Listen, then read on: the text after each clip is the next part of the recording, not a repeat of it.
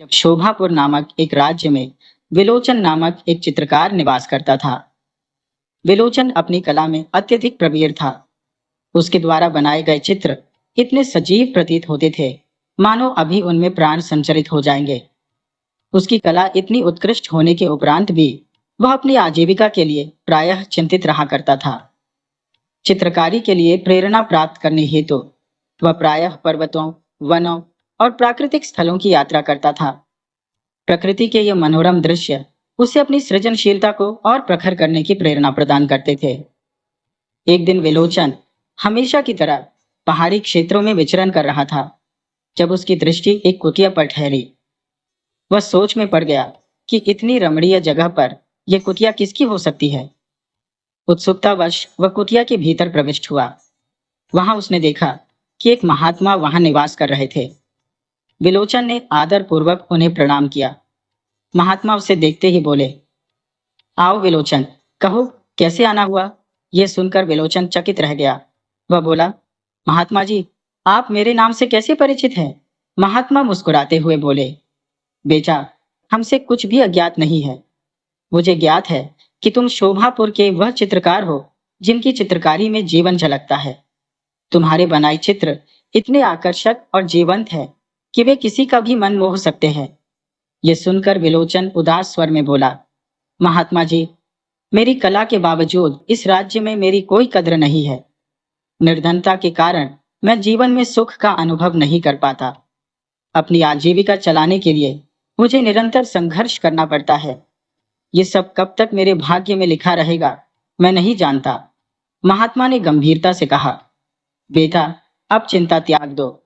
शीघ्र ही तुम्हारा भाग्य परिवर्तित होने वाला है, लेकिन इसके लिए तुम्हें एक कार्य करना होगा। विलोचन ने जिज्ञासा से पूछा, कृपया बताएं ऋषिवर, वह कार्य क्या है। महात्मा बोले, जब शोभापुर की राजकुमारी नीलम और शेरपुर के युवराज यशपाल का विवाह संपन्न होगा, तभी तुम्हारे सोए हुए भाग्य का जागरण होगा और तुम्हारी किस्मत बदल जाएगी। ये सुनकर विलोचन विस्मय से भर गया और बोला, यह आप क्या कह रहे हैं ऋषिवर। दोनों राज्यों में तो वर्षों से दुश्मनी चली आ रही है।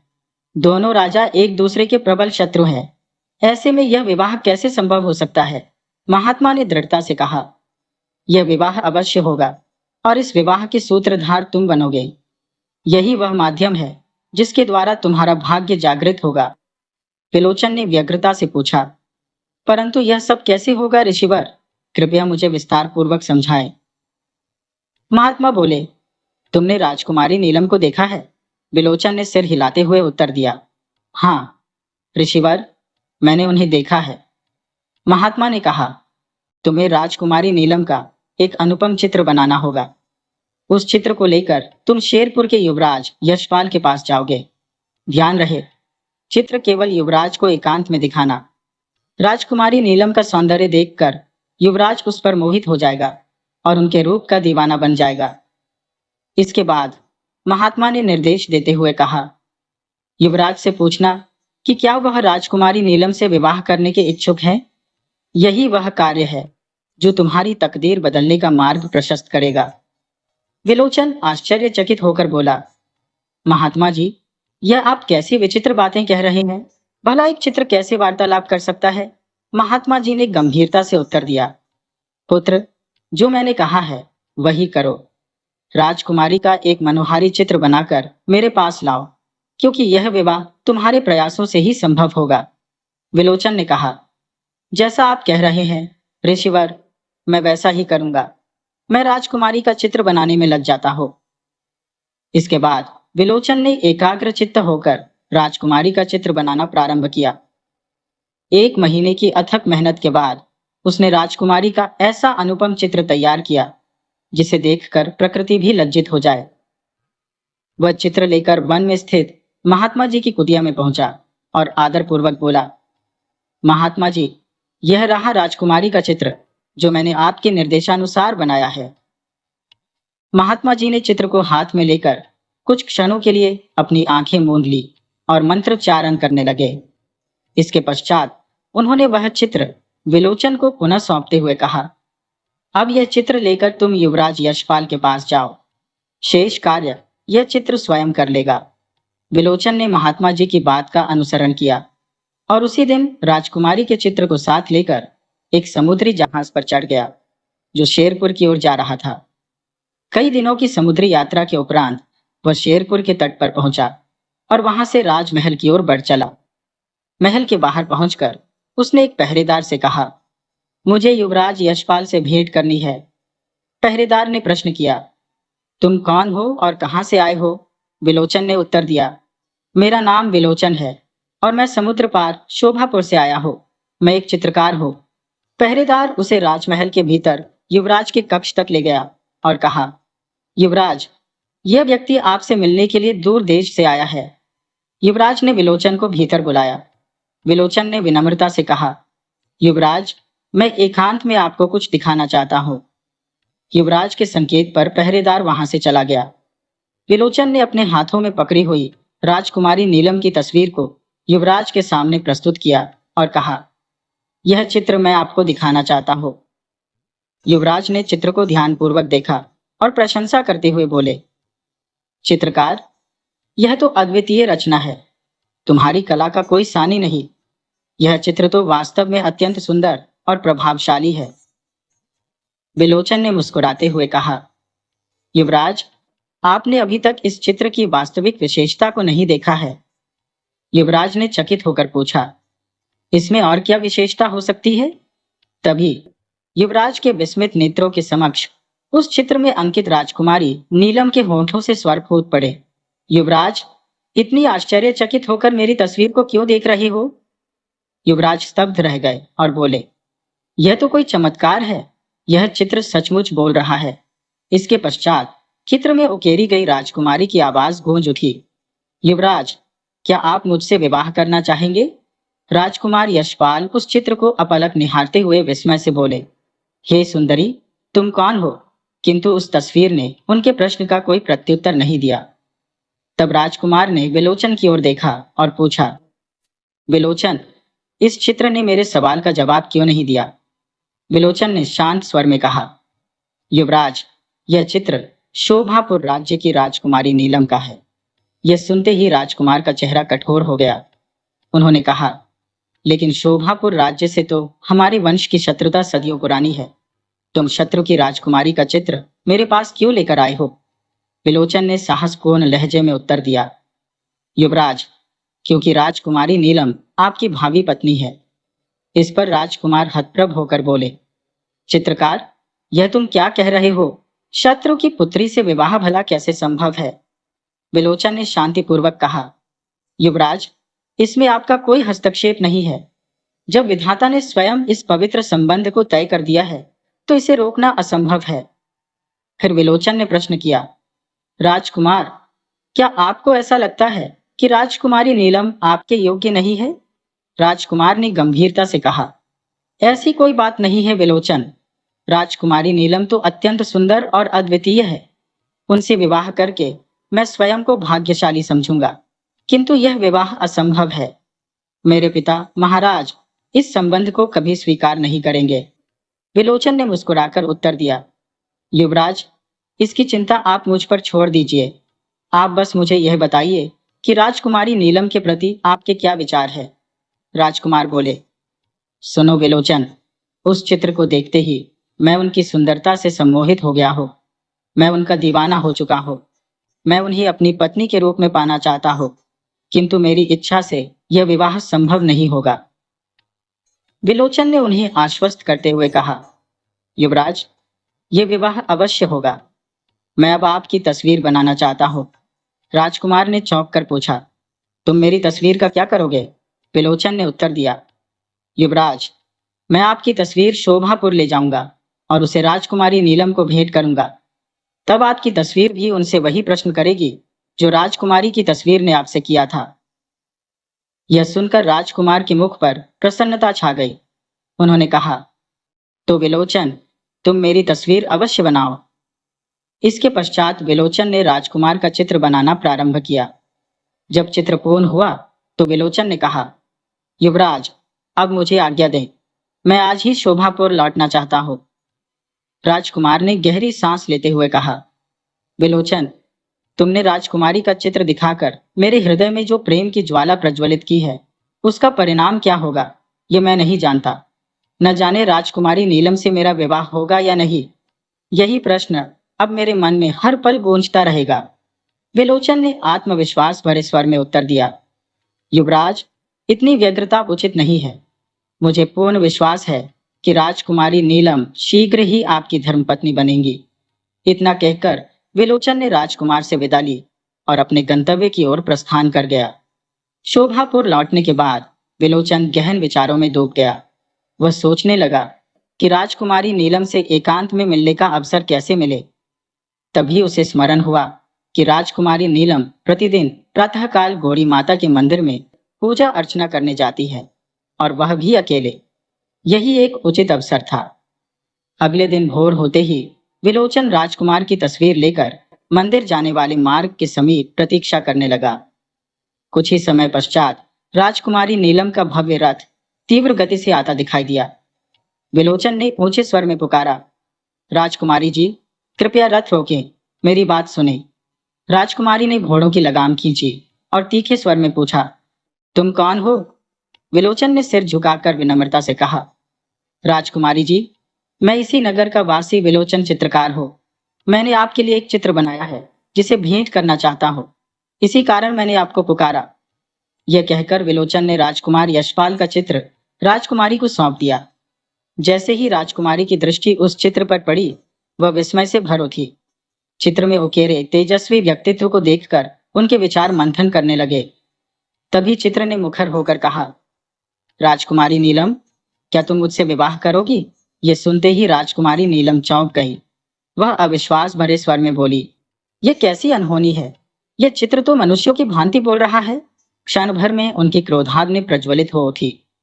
उन्होंने विलोचन को फटकारते हुए कहा, यह क्या बेहुदा कृत्य है? इस चित्र ने मुझसे ऐसा अनुचित प्रश्न क्यों पूछा? विलोचन ने शांत और संयत स्वर में उत्तर दिया, राजकुमारी जी, इस चित्र ने जो भी कहा है वह सत्य है। राजकुमारी ने तीखे स्वर में पूछा, तुम्हारा कहने का क्या अभिप्राय है?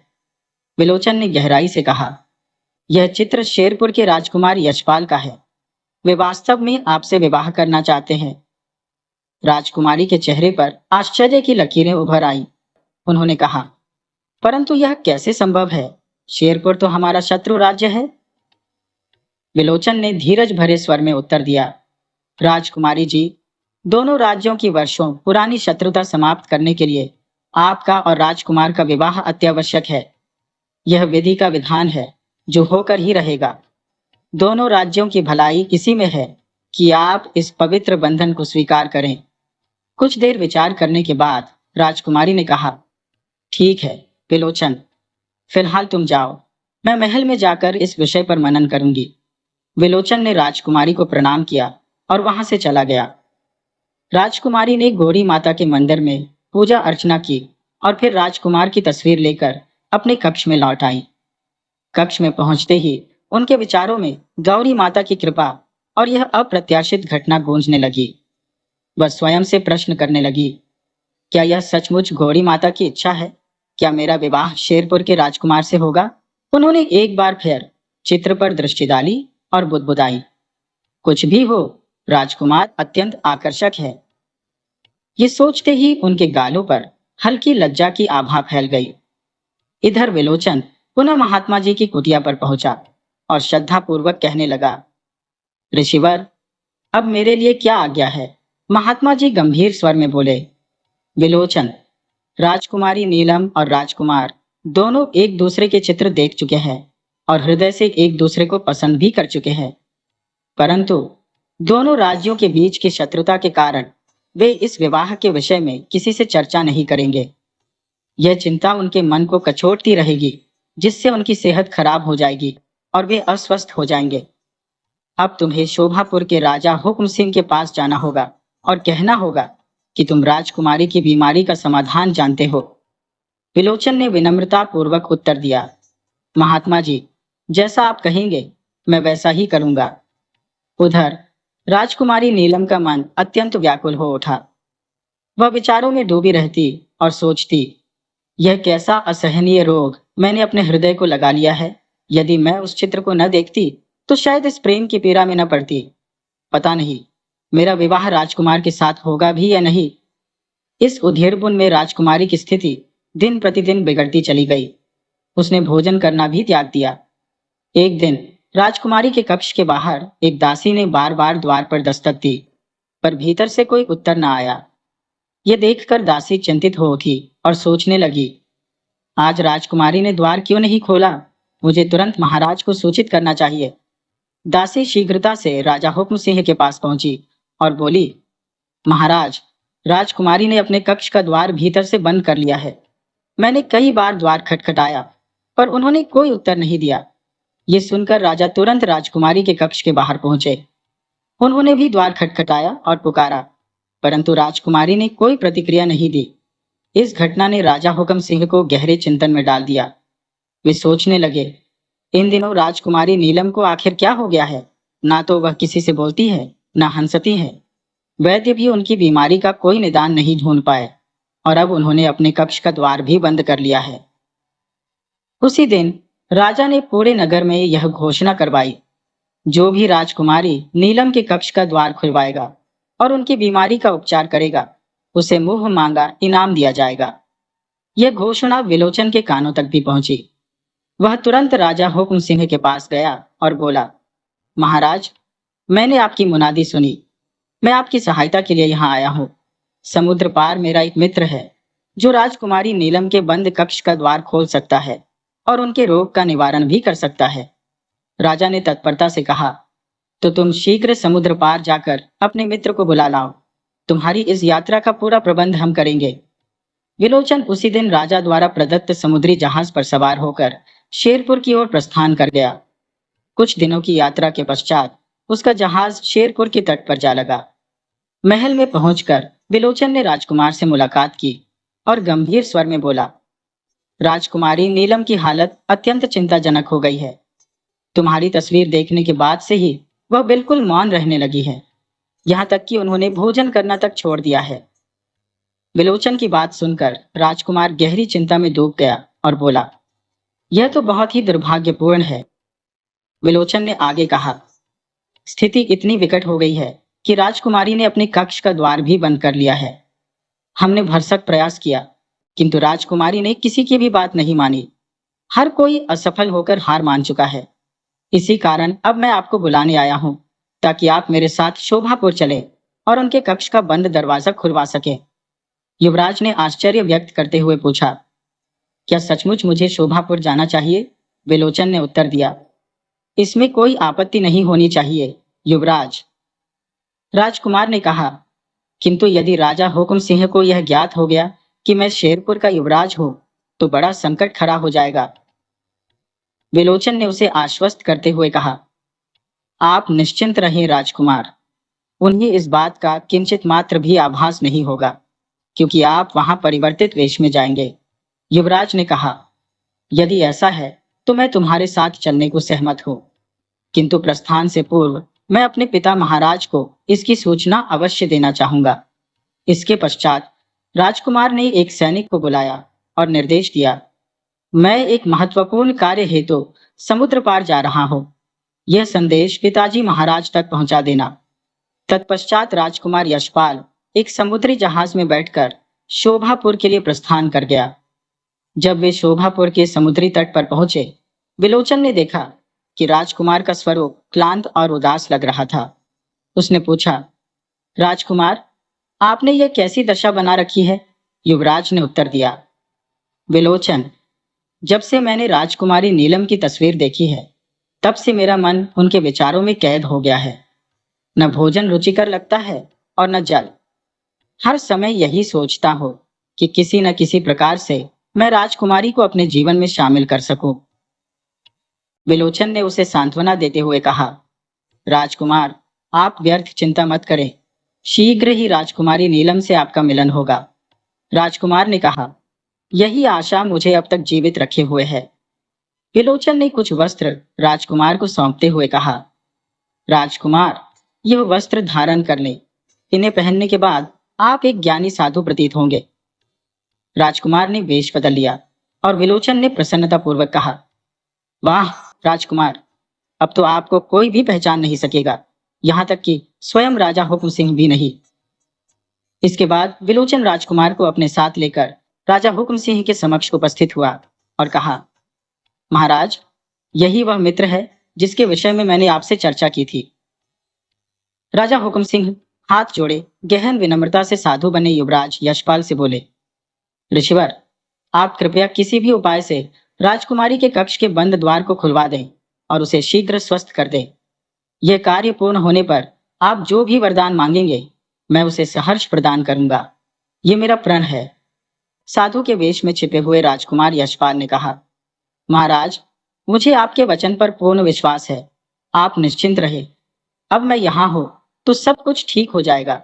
लेकिन ध्यान रहे, राजकुमारी के कक्ष के निकट केवल मैं और विलोचन ही जाएंगे।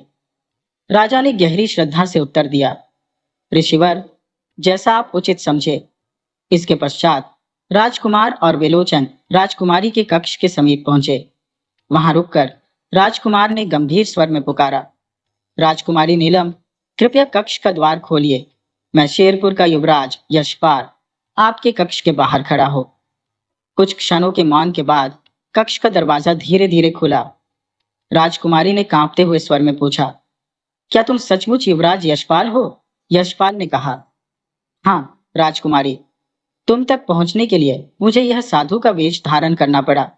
लेकिन यह तुमने अपनी क्या स्थिति बना रखी है? इसके बाद दोनों ने कुछ पल एक दूसरे को एकटक निहारा। विलोचन ने धीरे से कहा, राजकुमार, आप राजकुमारी के साथ कक्ष में जाएं। मैं बाहर पहरा देता हूं। यदि कोई भी इस ओर आएगा तो मैं संकेत कर दूंगा। यशपाल ने सहमति जताते हुए कहा, ठीक है विलोचन, लेकिन सतर्क रहना और समय पर इशारा कर देना। इसके बाद साधु बने राजकुमार और राजकुमारी कक्ष के भीतर चले गए। राजकुमार ने गंभीर स्वर में कहा, राजकुमारी, यह क्या पागलपन है? खाना पीना छोड़कर तुम क्या जीते जी मृत्यु को बुला रही हो? राजकुमारी की आंखों में आंसू छलक पड़े। उसने कहा, युवराज, तुम्हारे बिना जीवित रहकर मैं क्या करूंगी? ऐसा जीवन मृत्यु से भी बदतर है।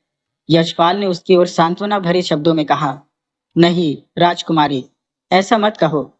जब तक मैं जीवित हूं तुम्हें कुछ नहीं होगा। यदि हम जीवित रहेंगे तो साथ रहेंगे, और यदि मरेंगे तो साथ मरेंगे। राजकुमारी ने उदासी भरे स्वर में उत्तर दिया, युवराज, यह असंभव है। मेरा और तुम्हारा मिलन कभी नहीं हो सकता। राजकुमार ने मुस्कुराते हुए कहा, राजकुमारी, कल दरबार में मैं तुम्हारे पिताजी से तुम्हारा हाथ मांगूंगा। तब देखना, वे प्रसन्न मन से तुम्हारा विवाह मुझसे करने के लिए सहमत हो जाएंगे। ये सुनते ही राजकुमारी का चेहरा खिल उठा। उसने आश्चर्य से पूछा, क्या सचमुच ऐसा हो सकता है? यशपाल ने विश्वासपूर्वक कहा, हाँ राजकुमारी, ऐसा ही होगा। लेकिन अब तुम कुछ खा लो ताकि तुम्हारे शरीर में थोड़ी ताकत आ सके। कुछ देर बाद नीलम ने सचमुच बड़े चाव से भोजन करना प्रारंभ कर दिया। दूसरे दिन प्रातःकाल विलोचन साधु का वेश धारण किए हुए राजकुमार के साथ राजा के दरबार में उपस्थित हुआ। राजा ने उन्हें देखते ही हर्षोल्लास से कहा, ऋषिवर, मैं आपकी अथाह कोशिशों से अति प्रसन्न हो। आपकी कृपा से मेरी बेटी ने न केवल अपने कमरे का बंद दरवाजा खोला, बल्कि भोजन भी ग्रहण किया। अब आप बताइए कि आपको इनाम में क्या चाहिए? आप जो भी मांगेंगे मैं वह अवश्य दूंगा। राजकुमार, जो साधु का रूप लिए हुए था, विनम्र स्वर में बोला, महाराज, यदि आप मेरे आग्रह को स्वीकारने का वचन दे चुके हैं तो मैं निवेदन करता हूँ, लेकिन यह मांग सुनने के लिए मन को स्थिर कर लीजिए।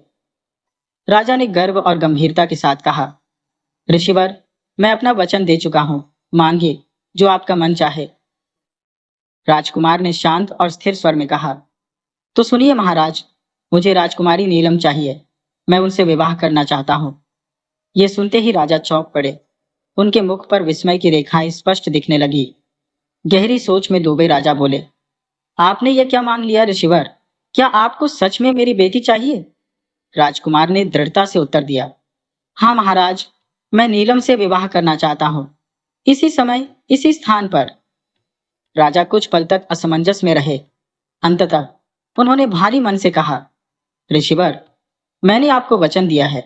इसीलिए मैं अपनी बेटी का विवाह आपके साथ करने से इनकार नहीं कर सकता। साधु बने राजकुमार ने मंद मंद मुस्कान के साथ पूछा, तो क्या आप राजकुमारी नीलम का विवाह मुझसे करने को सहमत हैं? राजा ने गहरी सांस लेते हुए कहा, हाँ ऋषिवर, मैं अभी राजकुमारी को दरबार में बुलवाता हूँ। कुछ ही क्षणों बाद राजकुमारी को बुलाया गया और विधि पूर्वक विवाह संपन्न हुआ। राजकुमार और राजकुमारी ने एक दूसरे को वरमाला पहनाई। विवाह संपन्न होने के उपरांत राजा ने कहा, ऋषिवर, अब आप इतना तो बताइए कि आप मेरी बेटी को विदा कर कहाँ ले जाएंगे? राजकुमार ने सहज भाव से उत्तर दिया, महाराज, मैं शेरपुर राज्य का निवासी हूँ, इसलिए मैं राजकुमारी को अपने राज्य शेरपुर ही ले जाऊंगा। ये सुनकर राजा हतप्रभ रह गए। उनके स्वर में अविश्वास छलक उठा। क्या आप शेरपुर के निवासी हैं? राजकुमार ने सत्यता प्रकट करते हुए कहा, हाँ महाराज, मैं शेरपुर का राजकुमार यशपाल हूँ। राजा हुक्म सिंह के लिए यह रहस्योद्घाटन किसी वज्रपात से कम नहीं था। वे क्रोध और आघात से भर गए। गुस्से में उन्होंने कहा, तो तुम हमारे दुश्मन के बेटे हो? राजकुमार ने शांतिपूर्वक उत्तर दिया, अब दुश्मनी कैसी महाराज, आप तो मैं आपका दामाद बन चुका हो। राजा ने व्यथित होकर कहा, यह क्या अनर्थ हो गया? हमारी बेटी का विवाह हमारे शत्रु के पुत्र से हो गया। कुछ समय तक राजा गहन चिंता में डूबे रहे। फिर एक निर्णायक स्वर में बोले, बेटा यशपाल, अब तुम हमारे दुश्मन नहीं, हमारे दामाद हो। इसलिए मैं वर्षों से चली आ रही इस दुश्मनी को सदा के लिए समाप्त करना चाहता हूँ। राजकुमार ने जिज्ञासा से पूछा, कैसे महाराज? राजा ने गंभीरता से कहा, यह जो मेरे सिर पर मुकुट है, यही हमारे झगड़े की जड़ है। वर्षों पूर्व हमारे पूर्वजों ने तुम्हारे खानदान के शाही मुकुट को युद्ध में छीन लिया था। यही हमारी वैर भावना का कारण बना था। अब समय आ गया है कि इसे समाप्त कर दिया जाए। बस तभी से तुम्हारे और हमारे वंशों के बीच शत्रुता की जड़ें गहरी हो गई थी। लेकिन आज बेटा यशपाल, मैं तुम्हें तुम्हारे पूर्वजों का शाही मुकुट सौंपकर इस शत्रुता का अंत कर रहा हूं। यह कहते हुए राजा ने शाही मुकुट राजकुमार को थमा दिया और कहा, लो बेटा, अपनी खोई हुई धरोहर को संभालो। राजकुमार ने आदरपूर्वक वह मुकुट राजा से ग्रहण किया और राजकुमारी नीलम के साथ अपने राज्य शेरपुर के लिए प्रस्थान कर गया। इसके पश्चात राजा ने विलोचन की ओर देखते हुए कहा, विलोचन, यह सब तुम्हारे कारण संभव हुआ है। दो शत्रु राज्यों के बीच की खाई भर गई है और अब वे मित्र बन गए हैं। तुम्हारे इस असाधारण योगदान से मैं अति प्रसन्न हूँ। इसलिए मैं तुम्हें अपने दरबार का शाही चित्रकार नियुक्त करता हूँ। आज से तुम मेरे दरबार के एक महत्वपूर्ण सदस्य होगे। इसके अतिरिक्त मैं तुम्हें इनाम के तौर पर 10,000 सोने की अशर्फियां भी भेंट करता हूँ। राजा से इनाम पाकर विलोचन का हृदय प्रसन्नता से भर गया। उसने कृतज्ञता पूर्वक राजा का धन्यवाद किया। अब विलोचन राजा हुक्म सिंह के दरबार का शाही चित्रकार और दरबारी बन चुका था। उसका वर्षों से सोया हुआ भाग्य जाग उठा था और शेष जीवन उसने सुख शांति के साथ व्यतीत किया। तो मित्रों, मुझे पूर्ण विश्वास है कि यह कथा आपको बहुत रुचिकर लगी होगी। यदि ऐसा है तो वीडियो को लाइक करें और अपने विचार हमें कमेंट के माध्यम से अवश्य बताएं। अपने कमेंट के साथ अपना नाम और शहर का नाम लिखना न भूलें। तो चलिए मिलते हैं आपसे अगली रोचक कथा में।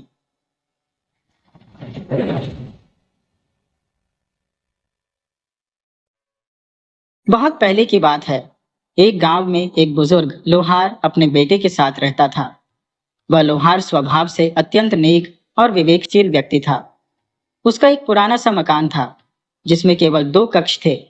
एक कक्ष में पिता पुत्र रहते थे और दूसरे कक्ष को उन्होंने अस्तबल में परिवर्तित कर रखा था, जहां उनका एक शानदार और दुर्लभ नस्ल का घोड़ा रहता था। इस घोड़े की कहानी भी अनोखी थी। वर्षों पहले किसी ने उस लोहार को घोड़े का एक छोटा बच्चा उपहार स्वरूप दिया था। लोहार ने उसे अपने बेटे के समान प्यार और देखभाल से बड़ा किया। वह अक्सर कहा करता था, मेरे 2 बेटे हैं, एक मेरा पुत्र और दूसरा यह घोड़ा।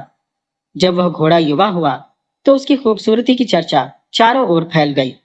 दूर दूर से लोग उसे देखने आते और उसकी प्रशंसा किए बिना नहीं रहते। किसी दिन पड़ोसी गांव के एक अमीर सेठ को इस घोड़े की खबर मिली। सेठ को घोड़े पालने का बड़ा शौक था। वह लोहार के घर आया और जब उसने घोड़े को देखा तो उसका मन मोह लिया। सेठ ने लोहार से उस घोड़े के लिए भारी कीमत देने की पेशकश की, परंतु लोहार ने विनम्रता से उत्तर दिया, जनाब, यह घोड़ा नहीं, मेरा बेटा है। अपनी औलाद को कोई बेचता नहीं। सेठ यह सुनकर निराश होकर लौट गया, पर जाने से पहले उसने लोहार को ताने मारते हुए कहा, तुम्हारे पास खुद के खाने के लिए दाने नहीं, लेकिन इतना कीमती घोड़ा पाल रखा है। ये घोड़ा किसी रईस के अस्तबल की शान होना चाहिए। लोहार ने उसकी बातों को अनसुना कर दिया। कुछ समय बाद गांव के कुछ लोग लोहार के पास आए और उसे समझाने लगे। उन्होंने कहा, तुम गरीब आदमी हो, इस दुर्लभ नस्ल के घोड़े को कब तक संभाल पाओगे? जब तुम्हें इतनी अच्छी कीमत मिल रही है तो इसे बेच क्यों नहीं देते? कहीं ऐसा ना हो कि कोई इसे चुरा ले जाए और तुम हाथ मलते रह जाओ। उनकी बातें सुनकर लोहार बस मुस्कुराया और उनका धन्यवाद करते हुए उन्हें विदा कर दिया। गांव वाले नाक भौं सिकोड़ते हुए लौट गए। बुजुर्ग लोहार को एक अनोखी आदत थी कि वह साधु संतों और तपस्वियों का अत्यंत सम्मान करता था। जब भी उसके द्वार पर कोई संत या सन्यासी आता, वह उसे ससम्मान भोजन कराता। एक दिन पास वाले गांव के उसी लालची सेठ ने लोहार से उसका घोड़ा हथियाने की एक चाल सोची। उसने अपने एक बूढ़े नौकर को साधु के वेश में लोहार के पास भेज दिया। नकली साधु ने लोहार के घर पहुंचते ही उसकी आदत का लाभ उठाया। लोहार ने उसे आदर पूर्वक बैठाया और भोजन करवाया। खाना खाने के बाद उस साधु ने घोड़े की ओर इशारा करते हुए कहा, यह घोड़ा एक गुप्त रहस्य छुपाए हुए है। इसकी नस्ल ऐसी है जो केवल अमीर लोगों को ही अनुकूल होती है। अगर यह घोड़ा गरीब घर में रहे तो किसी जवान पुरुष की मृत्यु का कारण बन सकता है। जाते जाते उसने लोहार को चेतावनी भरे स्वर में कहा, यह घोड़ा तुम्हारे नसीब को बर्बाद कर सकता है। इसे जल्द ही बेच देना ही उचित होगा। लोहार ने उसकी बात ध्यान से सुनी और गंभीर स्वर में कहा, जो कुछ भी मेरे भाग्य में लिखा है उसे सिर्फ परमात्मा ही जानता है। मैं अपने हर कर्म को ईश्वर की इच्छा पर छोड़ता हूँ। अगर यह घोड़ा मेरे लिए वाकई किसी मुसीबत का कारण बनेगा तो मैं उस मुसीबत का सामना करूंगा, परंतु इसे बेचने का तो सवाल ही नहीं उठता, क्योंकि मैंने इसे बेटे की तरह पाला है। नकली साधु की योजना विफल हो गई और वह निराश होकर वहां से लौट गया। लेकिन उसकी बातों ने लोहार के मन में हलचल पैदा कर दी। वह सोचने लगा कि क्या सचमुच घोड़े से जुड़ा कोई रहस्य है जिसे वह नहीं जानता। कुछ समय बाद एक सुबह जब लोहार और उसका बेटा जागे तो उन्होंने देखा कि घोड़े के अस्तबल का दरवाजा खुला हुआ था। उनका प्रिय घोड़ा गायब हो चुका था। घबराए हुए पिता पुत्र ने घोड़े को आसपास ढूंढा, लेकिन कोई सुराग नहीं मिला। लोहार ने अपने बेटे से कहा, बेटा, तुम जवान हो, आसपास के इलाकों में जाकर घोड़े का पता लगाओ। उसे ढूंढना हमारी जिम्मेदारी है। लोहार का बेटा कई दिनों तक जंगलों और पहाड़ों में भटकता रहा, पर घोड़े का कोई निशान नहीं मिला। वापसी के रास्ते में कुछ लठैतों ने उसे घेर लिया। ये वही लोग थे जिन्हें लोहार ने घोड़ा बेचने से इनकार किया था। उन्होंने लोहार के बेटे की बुरी तरह पिटाई की। किसी तरह वह अपनी जान बचाकर घर लौट आया। लोहार ने अपने बेटे की मरहम पट्टी की और वैद्य को बुलाकर उसका उपचार कराया। जब गांव के लोगों को इस घटना की भनक लगी तो वे सब दुख व्यक्त करने लोहार के घर पहुंचे। जो लोग पहले लोहार को घोड़ा बेचने की सलाह देते थे, उन्होंने तुरंत उसे व्यंग्यात्मक तानों से घेर लिया। वे कहने लगे, हमने तो तुम्हें पहले ही समझाया था कि इस घोड़े को बेच दो, लेकिन तुम अपनी हठ धर्मिता में अड़े रहे। अब देखो, न केवल घोड़ा गया बल्कि तुम्हारा बेटा भी घायल हो गया। लोहार शांतिपूर्वक उनकी सारी बातें सुनता रहा। फिर बड़ी ही स्थिरता और सहजता से बोला, भाइयों, मैं आप सबका आभारी हूं कि आप मेरे दुख को बांटने आए, लेकिन मैं यह समझ नहीं पा रहा हूं कि इसमें दुर्भाग्य कहां से आया। यह सच है कि मेरा घोड़ा गायब हो गया था और मेरे बेटे को चोट भी आई है, मगर यह मान लेना कि यह सब दुर्भाग्य का परिणाम है, यह मुझे समझ नहीं आता। लोहार की बातों से ग्रामीण विस्मित रह गए। वे आपस में फुसफुसाने लगे, लगता है दुख के कारण इस बूढ़े का दिमाग ठिकाने पर नहीं है। अगर यह दुर्भाग्य नहीं तो और क्या है। एक महंगा घोड़ा चोरी हो गया और बेटा भी घायल हो गया। अपनी भौहें चढ़ाते हुए वे लोग वहां से लौट गए। इस घटना को बीते अभी 3 दिन ही हुए थे कि अचानक लोहार का घोड़ा वापस लौट आया। लेकिन यह अकेला नहीं था। वह जंगल से 4 और बेहद शानदार नस्ल के घोड़े साथ लेकर आया था। लोहार और उसका बेटा यह नजारा देखकर हतप्रभ रह गए। यह खबर आग की तरह पूरे गांव में फैल गई। अब वे ही लोग जो उसे ताने मार रहे थे, उसे बधाई देने आने लगे। वे कहने लगे, हमसे उस दिन गलती हो गई। दरअसल घोड़े का गायब हो जाना दुर्भाग्य नहीं, बल्कि सौभाग्य की बात थी। देखो, तुम्हारी किस्मत कितनी अच्छी निकली कि अब तुम एक नहीं बल्कि 5 घोड़ों के मालिक हो। लोहार ने उनके उत्साह को शांतिपूर्वक सुना और फिर गंभीर स्वर में कहा, भाइयों, आपकी बातों के लिए धन्यवाद, मगर मुझे एक बार फिर समझ नहीं आया कि इसमें सौभाग्य की बात कहाँ है। यह सच है कि मेरा घोड़ा लौट आया और अपने साथ 4 और घोड़े ले आया, परंतु इसमें सौभाग्य कैसे जुड़ा? यह सुनकर गांव के लोग चुपचाप वहां से लौट गए। वे बुदबुदा रहे थे, यह बूढ़ा तो 5 घोड़ों का मालिक बनकर घमंडी हो गया है। इस घटनाक्रम के बाद लोहार और उसके बेटे का कामकाज पहले से कहीं अधिक बढ़ गया। पहले जहां केवल एक घोड़े की देखभाल करनी होती थी, अब उन्हें 5 घोड़ों की जिम्मेदारी निभानी पड़ रही थी। एक दिन की बात है, जब लोहार अपने घोड़ों की देखरेख में व्यस्त था, तभी एक अप्रत्याशित घटना घटी। उन 4 जंगली घोड़ों में से एक, जो पहले उसके पास आए थे, अचानक बेकाबू हो गया और उसने लोहार के बेटे को इतनी जोर से धक्का दिया कि वह जमीन पर गिर पड़ा। गिरने की वजह से उसकी टांग टूट गई। लोहार स्वभाव से बेहद धैर्यवान व्यक्ति था, लेकिन इस घटना ने उसे उस साधु की भविष्यवाणी याद दिला दी, जिसने कहा था कि ये घोड़े उसके घर के नौजवान के लिए अनिष्टकारी हो सकते हैं। जब गांव वालों को इस घटना का पता चला, तो पूरा गांव लोहार के घर उमड़ पड़ा। कुछ लोग कहने लगे, बाबा, आप बिल्कुल सही थे, हम ही आपकी बातों को नहीं समझ सके। इन घोड़ों का आपके पास आना सौभाग्य नहीं, बल्कि दुर्भाग्य की निशानी था। देखिए, ये घोड़े आपके लिए अभिशाप बन गए। आपके बेटे की टांग टूट गई। अब तो यह भी नहीं कहा जा सकता कि वह ठीक हो पाएगा या नहीं। आप तो पहले से ही वृद्ध हैं। आपका सारा काम आपका बेटा ही संभालता था। अब आपकी मुश्किलें और बढ़ जाएंगी। लगता है आपकी किस्मत ही खराब है। लोहार ने गहरी सांस ली और हल्की झुंझलाहट के साथ जवाब दिया, गांव वालों, हर घटना के लिए किस्मत को दोष मत दो। जितना हुआ है उसी के बारे में सोचो और बात करो। मेरा बेटा गिरकर टांग तुड़वा बैठा, ये सच है, पर बाकी किस्मत की बातें तो केवल ईश्वर ही जानता है। लोहार की बात सुनकर गांव वाले गुस्से में आपस में कहने लगे, चलो भाइयों, ये बुढ़ा हर बार हमें नीचा दिखाने की कोशिश करता है। यहाँ रुकने का कोई फायदा नहीं। इतना कहकर वे सब वहां से चले गए। ये घटना हुए अभी 1 हफ्ता ही बीता था कि अचानक उस राज्य पर पड़ोसी राज्य की सेना ने हमला कर दिया। युद्ध की शुरुआत हो गई और यह युद्ध कई दिनों तक चला। इस दौरान राज्य की सेना को भारी क्षति पहुंची। हालात बिगड़ते देख राजा ने घोषणा की कि राज्य के सभी जवान लड़कों को सेना में भर्ती किया जाएगा, ताकि दुश्मन से मुकाबला किया जा सके। राजा की सेना का एक दस्ता गांव गांव घूमने लगा और जहां भी नौजवान लड़के मिलते, उन्हें जबरदस्ती सेना में भर्ती किया जाने लगा। अगले ही दिन वह दस्ता लोहार के गांव भी पहुंचा। उन्होंने गांव के सभी नौजवान लड़कों को सेना में भर्ती कर लिया, लेकिन लोहार के बेटे को छोड़ दिया, क्योंकि उसकी टांग टूटी हुई थी और वह सेना में भर्ती के योग्य नहीं था। अब गांव के लोग शोकग्रस्त और निराश होकर उस लोहार के पास पहुंचे और बोले, बाबा, हम तो तुम्हें अज्ञान समझते थे, मगर तुम तो सबसे अधिक समझदार निकले।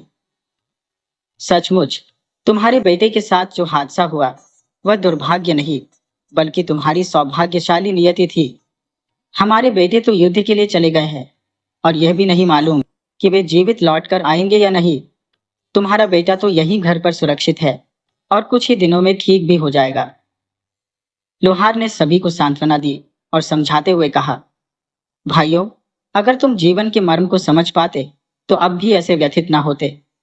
मेरा तो यही मानना है कि हर घटना के पीछे एक गूढ़ उद्देश्य छिपा होता है, जिसे केवल ईश्वर ही बेहतर समझ सकता है। इस प्रकार लोहार ने गांव वालों को शांत किया और उन्हें वापस भेज दिया। कुछ समय बीता और उस राज्य की सेना ने दुश्मन की सेना को पराजित कर दिया। अब युद्ध के भयावहता की जगह चारों ओर शांति फैलने लगी। राज्य के राजा ने महसूस किया कि युद्ध समाप्त होने के बाद अब उसे अपनी प्रजा के हालात का जायजा लेना चाहिए। उन्होंने सोचा कि लोगों के दुख सुख को समझने और उनकी कठिनाइयों को दूर करने का समय आ गया है। एक दिन राजा ने सभी गांव वालों को अपने महल में आमंत्रित किया और उनके लिए भव्य भोज का आयोजन किया। पूरा गांव महल में जमा हो गया और वो वृद्ध लोहार भी वहां मौजूद था। गांव वालों ने राजा को लोहार के साथ घटी सारी घटनाएं बताई। कैसे उसका घोड़ा गुम हो गया, फिर चार और घोड़े साथ लेकर आया, कैसे उसके बेटे की टांग टूट गई और इसी वजह से वह युद्ध से बच गया।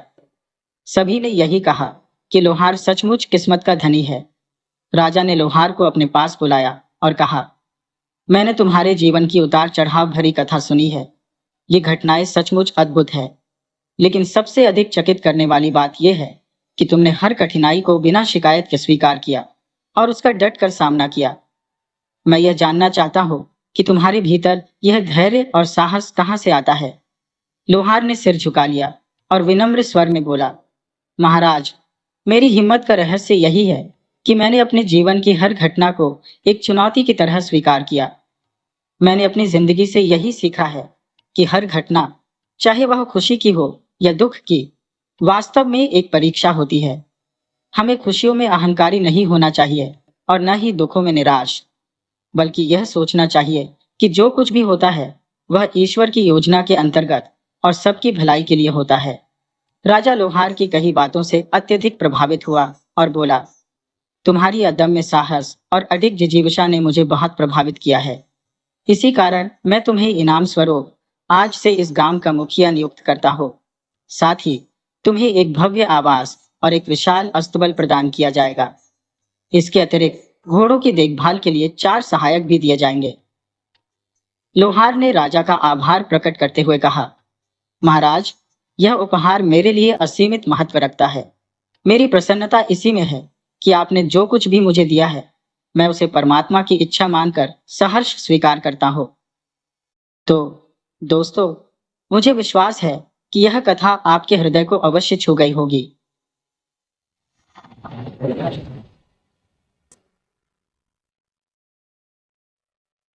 राधे राधे दोस्तों, आज हम आपके समक्ष एक बुढ़िया और उसके 5 पुत्रों की प्रेरणादायक कथा प्रस्तुत करने जा रहे हैं।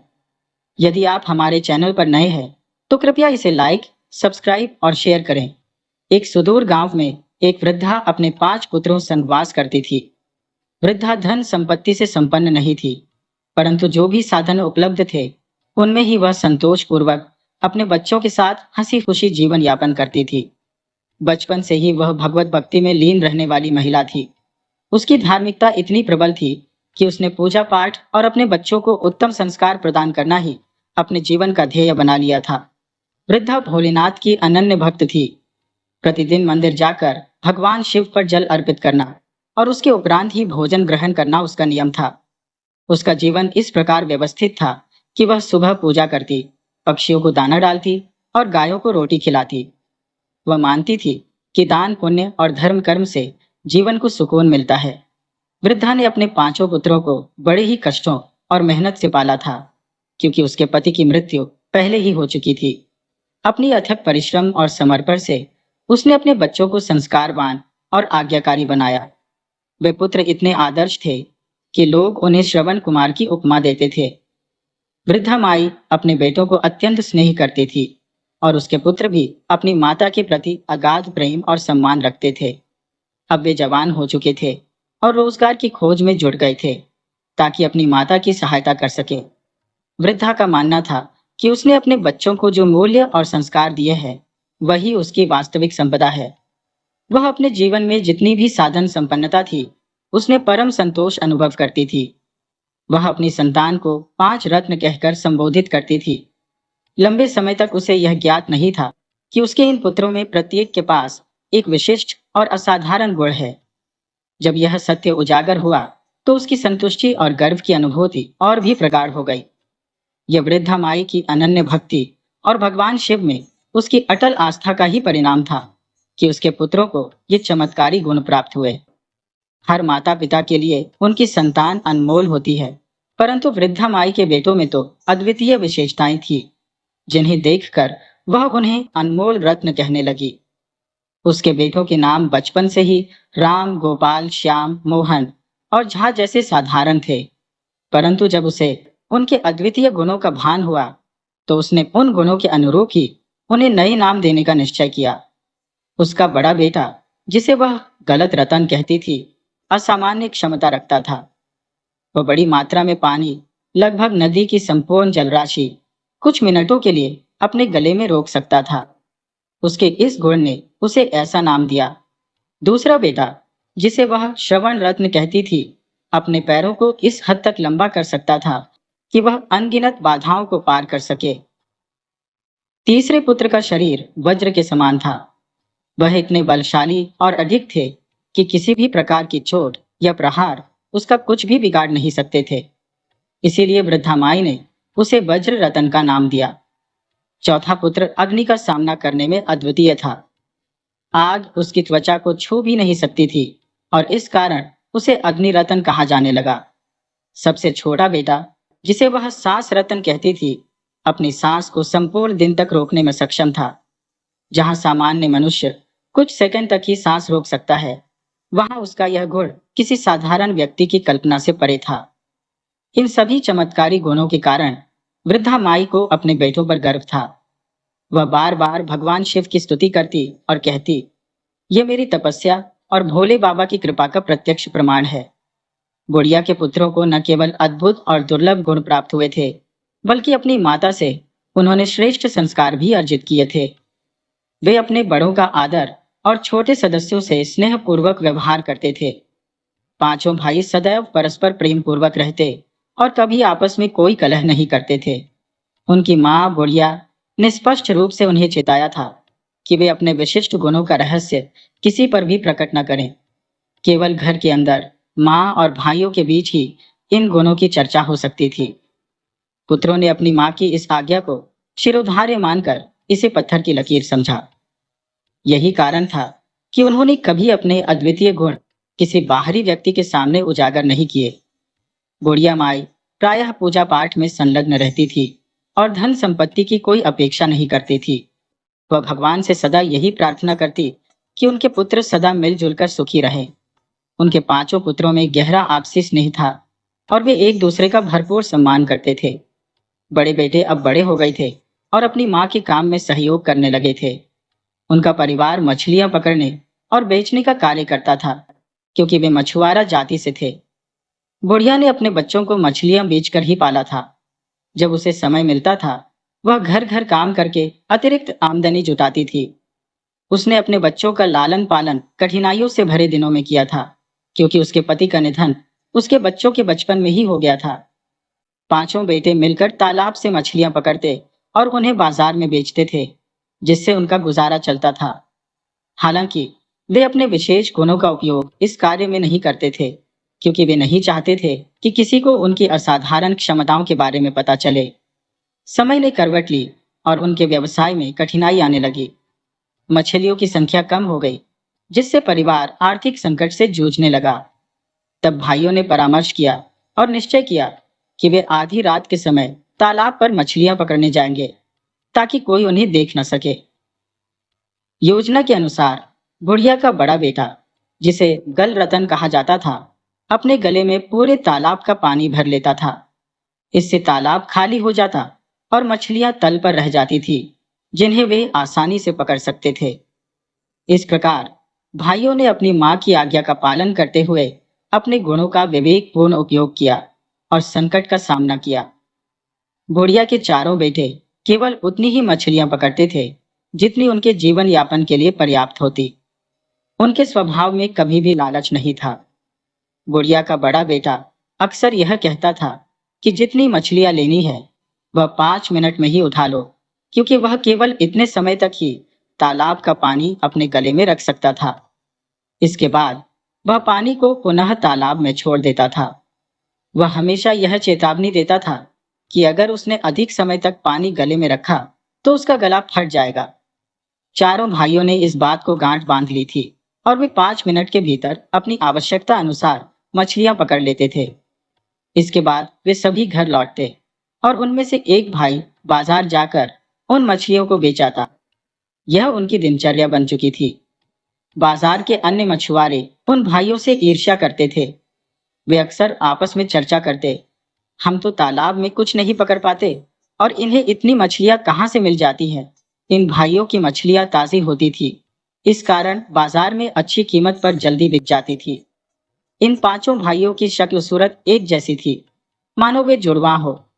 उनके चेहरे इतने मिलते जुलते थे कि बुढ़िया के अलावा कोई नहीं पहचान पाता था कि कौन बड़ा है और कौन छोटा। एक दिन बुढ़िया का सबसे छोटा बेटा शांत रतन बाजार में मछलियां बेचने गया। ये वही बेटा था जो बिना सांस लिए एक दिन तक रह सकता था। उसी समय एक मछुआरे ने उससे पूछा, भाई, तुम इतनी मछलियां कहाँ से लाते हो? मुझे भी बताओ, क्योंकि मैं भी उसी तालाब में जाता हूँ, लेकिन मुझे तो मछलियां नहीं मिलती। मछुआरे की बात सुनकर शांत रतन को उस पर दया आ गई। उसने मछुआरे को यह रहस्य बता दिया और कहा, रात को ठीक 12 बजे तालाब पर आ जाना। घर लौटकर शांत रतन ने यह बात अपने भाइयों को बताई। भाइयों ने इसे स्वीकार कर लिया, क्योंकि उन्हें किसी प्रकार का लालच नहीं था। उन्होंने सोचा कि बेचारा गरीब मछुआरा भी कुछ मछलियां पकड़ लेगा और उसका भी गुजारा हो जाएगा। रात को तालाब पर पहुंचने पर शांत रतन ने सभी मछुआरों को पहले ही सचेत कर दिया, मैं तालाब का पानी केवल 5 मिनट तक गले में रख सकता हूँ। तुम लोग 5 मिनट के भीतर जितनी मछलियां पकड़ सको उतनी पकड़ लो। मछुआरे स्वार्थ की धुन में आए थे।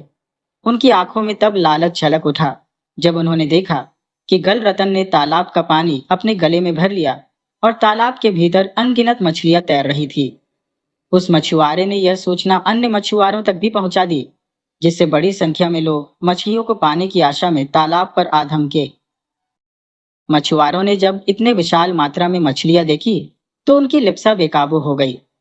दूसरी ओर गलरतन के भाई अपनी आवश्यकता अनुसार मछलियां लेकर समय रहते तालाब से बाहर आ गए। वे सोचते थे कि मछुआरे भी उनकी बात मानेंगे और समय पर लौट आएंगे, लेकिन मछुआरों का लालच चरम पर था। वे लगातार मछलियां पकड़ने में मग्न थे, इस बात की परवाह किए बिना कि गल रतन ने उनकी चेतावनी दी थी। गल रतन की क्षमता सीमित थी, वह केवल कुछ समय के लिए पानी गले में रोक सकता था। जब उसकी सीमा पार हो गई तो वह विवश होकर अपने गले में भरा पानी बाहर निकालने लगा। जैसे ही पानी तालाब में वापस आया, वह इतने वेग से बहा कि लालच में डूबे मछुआरे उसमें बह गए। तालाब गहरा था, जिससे अधिकांश मछुआरे डूबकर अपनी जान गंवा बैठे।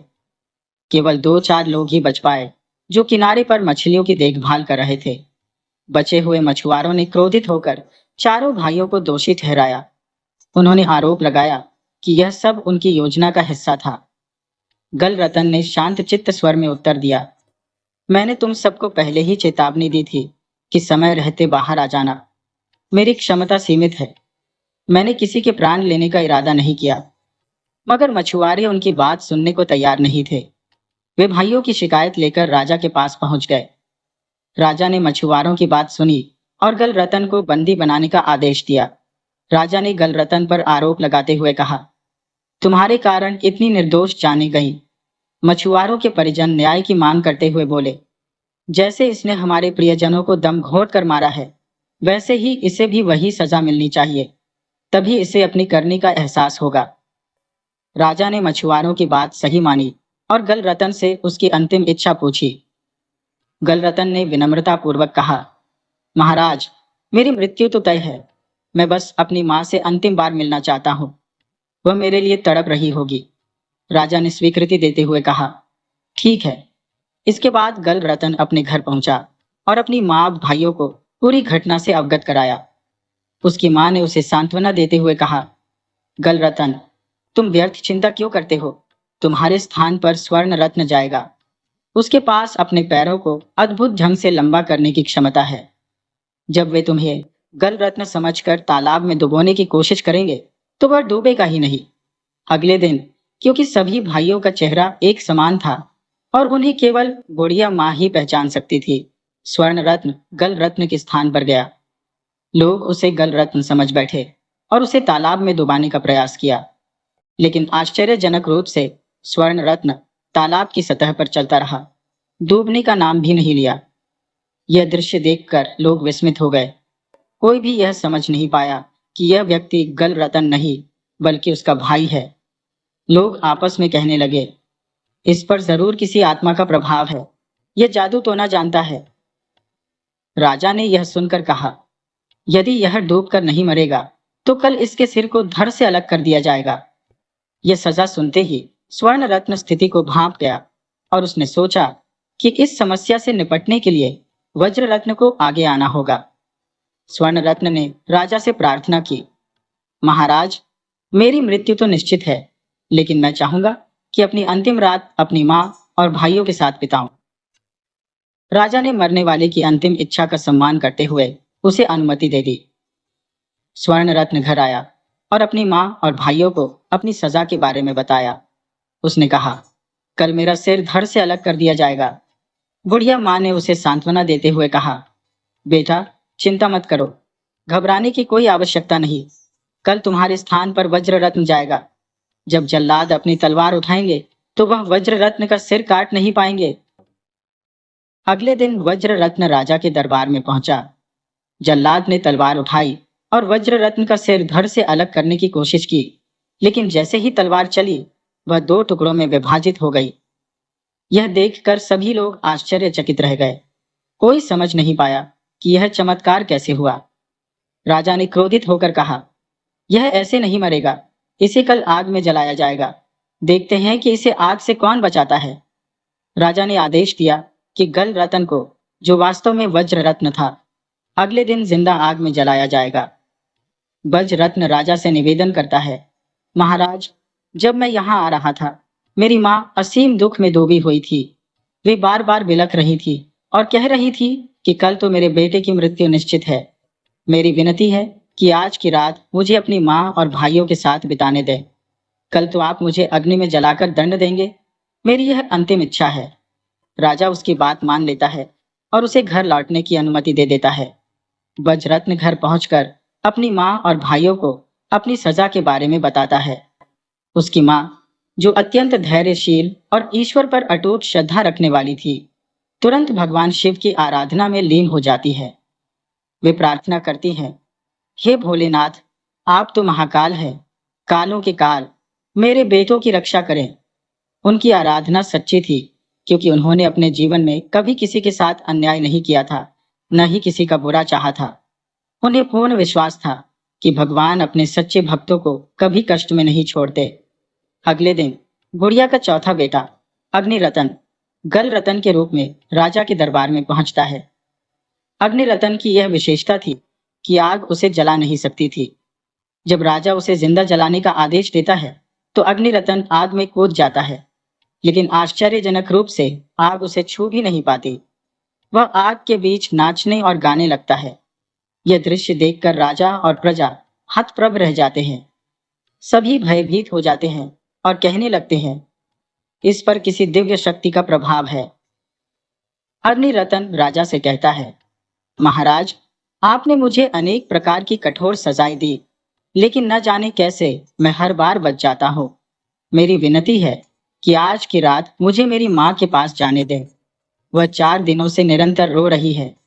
मुझे आज उनकी गोद में सिर रख कर सुकून चाहिए, ताकि मैं कल अपनी नियति को शांति से स्वीकार कर सकूं। राजा उसकी अंतिम इच्छा का सम्मान करता है और उसे घर लौटने की अनुमति देता है। घर पहुंचकर अग्निरतन अपनी माँ और भाइयों से लिपट कर रो पड़ता है और उन्हें अगले दिन मिलने वाली सजा के बारे में बताता है। उसकी माँ उसे सांत्वना देती है, बेटा, चिंता मत करो, प्रभु पर विश्वास रखो। उन्होंने ही हमें यह जीवन दिया है, वही हमारी रक्षा करेंगे। फिर माँ बेटे मिलकर भगवान का स्मरण और जयकार करने लगते हैं। ईश्वर तो अपने भक्तों की रक्षा अवश्य करते हैं। माँ की भक्ति और निस्वार्थ प्रेम का ही यह परिणाम था कि उनके बेटों को विशेष गुण प्रदान किए गए थे। यह भक्ति का फल था जो उन्हें कष्टों से उबार रहा था। अब राजा अपने सैनिकों को आदेश देता है कि जमीन में एक गहरा गड्ढा खोदा जाए, जहां गल रत्न को जीवित दफनाया जाएगा। जब राजा के सैनिक बुढ़िया के घर पहुंचते हैं और गल रतन को ले जाने लगते हैं, तो वह उनसे विनती करती है, मुझे इतना तो बताओ कि मेरे बेटे की मृत्यु किस प्रकार होने वाली है। सैनिक उत्तर देते हैं कि उसे जिंदा गड्ढे में डालकर मिट्टी से भर दिया जाएगा गलरतन अपनी मां की आज्ञा से शांत चित्त होकर सैनिकों के साथ चल पड़ता है। सैनिक उसे उस गहरे गड्ढे के पास ले जाते हैं जहां उसे डालकर मिट्टी से पूरी तरह ढक दिया जाता है। उनके विचार से मिट्टी के अंदर दम घुटने से गलरतन की मृत्यु निश्चित थी। लेकिन गलरतन में एक अनोखी क्षमता थी। वह अपनी सांस को 24 घंटे तक रोक सकता था। रात के अंधकार में जब सभी सैनिक अपने स्थानों को लौट गए, बुढ़िया अपने चारों बेटों के साथ उस स्थान पर पहुंचती है जहां गलरतन को दफनाया गया था। फिर मिट्टी को हटाकर गलरतन को जीवित बाहर निकाल लेते हैं। इसके बाद पांचों भाई उस गड्ढे को मिट्टी से भर देते हैं और उसे इतनी कुशलता से समतल कर देते हैं कि किसी को शक भी नहीं होता। राजा और प्रजा की नजरों में गलरत्न की मृत्यु हो चुकी थी। इस घटना के बाद बुढ़िया ने निर्णय लिया कि अब वे इस राज्य में नहीं रहेंगे। वह अपने बेटों के साथ एक अज्ञात स्थान पर चली गई जहां न कोई उन्हें जानता था न पहचानता था। वहां भी बुढ़िया ने अपने ईश्वर भोलेनाथ की आराधना जारी रखी। वह सदैव अपने पुत्रों की कुशलता और सुरक्षा के लिए प्रार्थना करती रही। भोलेनाथ ने जैसे पहले उनकी रक्षा की थी, वैसे ही आगे भी उनका सहारा बने। बुढ़िया और उसके बेटे नए राज्य में सुखपूर्वक जीवन व्यतीत करने लगे और उनकी भक्ति कभी कम नहीं हुई। यह कहानी हमें सिखाती है कि सच्ची श्रद्धा और भक्ति के सामने कोई भी कठिनाई टिक नहीं सकती।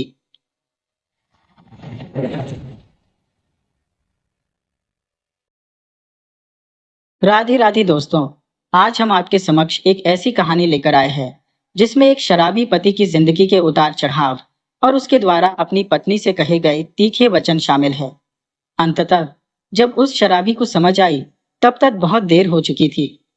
अगर आप हमारे चैनल पर नए हैं तो कृपया इसे लाइक करें, सब्सक्राइब करें और अपने मित्रों संग शेयर करें। किसी गांव में एक वृद्धा रहती थी। उसका नाम रंजना था।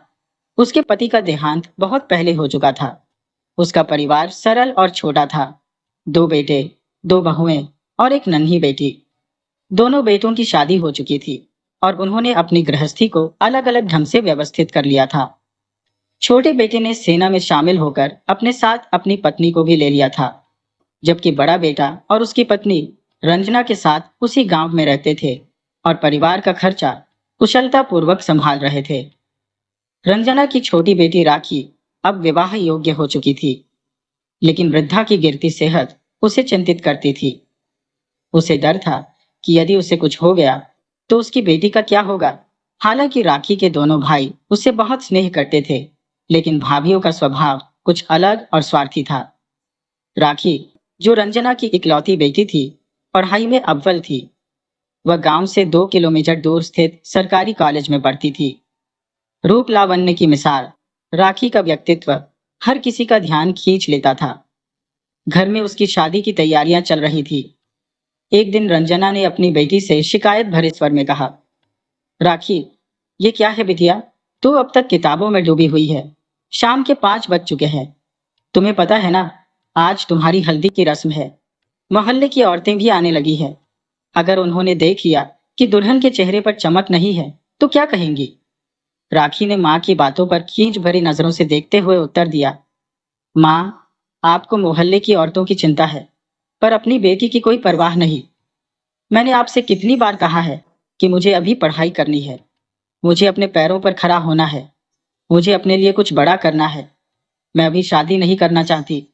और वह लड़का जिससे आप मेरी शादी करवा रही है, वह एक नशेड़ी है। वह अमीर बाप का बिगड़ा हुआ बेटा है, जिसके पास न तो कोई संस्कार है और न ही कोई खुद का मान सम्मान। माँ, ऐसे इंसान के साथ क्या मैं खुश रह पाऊंगी? राखी के तीखे शब्दों ने उसकी माँ को असमंजस में डाल दिया। माँ समझ नहीं पा रही थी कि समाज के रीति रिवाजों का पालन करे या अपनी बेटी के सपनों को महत्व दे। उसी समय राखी की भाभी तेजी से कमरे में दाखिल हुई और तुनकते हुए बोली, ये सब निरर्थक बातें बंद करो। मैंने ये रिश्ता बहुत सोच समझकर तय किया है। बेवजह की फिजूलगिरी में मत पड़ो। लड़का इकलौता है, थोड़ा लाड प्यार का आदी है, लेकिन जब जिम्मेदारी का बोझ कंधों पर पड़ेगा तो खुद ही संभल जाएगा। घर में न देवरानी है न जेठानी। तुम घर की अकेली मालकिन रहोगी। तुम्हें जो करना होगा वही होगा। अब और कोई बहस मत करना। मैंने अपने माँ बाप को पहले ही हामी भर दी है। आजकल के बच्चे तो वैसे भी कुछ समझते नहीं। भाभी की बातों से राखी पर कोई प्रभाव नहीं पड़ा, क्योंकि वह जानती थी कि भाभी का स्वभाव नियम के पत्तों की तरह कटु था। जिनके मन में इतनी करवाहट भरी हो, वे मिठास कैसे बांट सकते हैं? लेकिन अपनी माँ तो अपनी होती है। यही सोचकर राखी ने एक बार फिर अपनी माँ को समझाने का प्रयास करते हुए कहा, माँ, अभी भी समय है। मेरे जीवन पर अंधकार मत फैलाओ। मुझे इस गहरे कुएं में मत धकेलो। मुझे पढ़ने दो, मुझे कुछ बनने दो। जब मैं अपने पैरों पर खड़ी हो जाऊंगी तो इससे कहीं बेहतर रिश्ते आएंगे। रंजना ने गहरी सांस लेते हुए कहा, बेटिया, इसमें कोई संदेह नहीं कि तू सफल होगी, लेकिन भविष्य का क्या भरोसा? आगे क्या होगा, कोई नहीं जानता। राखी ने मन ही मन बुदबुदाते हुए सोचा, अगर नीरज भैया यहाँ होते तो वे कभी मेरे साथ ऐसा नहीं होने देते। वे मेरी मन की पीड़ा को समझते। लेकिन परिस्थितियां जैसे राखी के विरुद्ध थी। उसका छोटा भाई नीरज सेना में था और छुट्टी पर नहीं आ सका था। राखी को लगा जैसे वह पूरी तरह अकेली और असहाय हो गई है। उसने तकिया में मुंह छिपाकर सिसकियां भरनी शुरू कर दी। उधर भाभी उसे ताने मारते हुए बोली, फिर से रोना शुरू कर दिया? कितनी बार समझाया है, ऐसा रिश्ता दोबारा नहीं मिलेगा। अमीर खानदान है, लड़का इकलौता है, 50 बीघा जमीन का मालिक है। तुम्हें नौकरी करने की कोई जरूरत नहीं पड़ेगी। रानी बनकर ऐश करोगी। और क्या चाहिए तुम्हें? राखी ने गुस्से और बेबसी से कहा, भाभी, आप नहीं समझेंगी। बात नौकरी की नहीं है, बात मेरे आत्मसम्मान की है। रानी बनकर भी अगर मैं किसी के सहारे पर जीऊंगी तो वह मेरा अपना जीवन नहीं होगा। इस पर रंजना ने गहरी नजरों से देखते हुए कहा, बिटिया, इसमें बुराई क्या है? मैंने भी तो तेरे पापा के सहारे पूरी जिंदगी काटी है। मुझे कोई परेशानी नहीं हुई, तो तुझे क्यों होगी? राखी ने एक ठंडी आह भरते हुए अपनी माँ की तरफ देखा, लेकिन जवाब में केवल खामोशी थी। राखी ने कहा, माँ, वह समय और था, पर आज का युग बदल चुका है। माँ ने जवाब दिया, पहले तो लड़कियों को इतना पढ़ाते ही कहाँ थे। राखी ने गंभीर होकर कहा, माँ, आपने खुद देखा है, उस दौर में लड़कियों को पढ़ाई लिखाई के अवसर नहीं मिलते थे। तब आपकी पीढ़ी की औरतें दूसरों पर निर्भर रहने को मजबूर थी। लेकिन आज मैं पढ़ना चाहती हूँ। क्या मैंने इसीलिए पढ़ाई में अव्वल स्थान प्राप्त किया है कि जाकर अपने प्रमाण पत्र और मेडल रद्दी में बेच दूं? वह अपनी बात जारी रखते हुए बोली, मैंने जो मेहनत से यह उपलब्धियां हासिल की हैं, उनकी कोई कीमत नहीं, और वह भी उस नशेड़ी के साथ विवाह के लिए? उसकी भाभी गुस्से में चिल्लाते हुए बोली, इसमें बुराई क्या है? लड़का अमीर घर का है, हो सकता है बस कभी कभार ले लेता हो। राखी ने ठंडे स्वर में उत्तर दिया, नहीं भाभी, मैंने उसे देखा है। वह कनक की शादी में नशे में धुत घूम रहा था। उसे चोटें भी लगी थी और वह बेहुदा बातें कर रहा था। राखी की भाभी ने फिर से समझाने की कोशिश की, शादी ब्याह में ऐसा तो होता ही है, ये कोई नई बात नहीं। लेकिन राखी ने झल्लाते हुए जवाब दिया, भाभी, यही तो समस्या की जड़ है।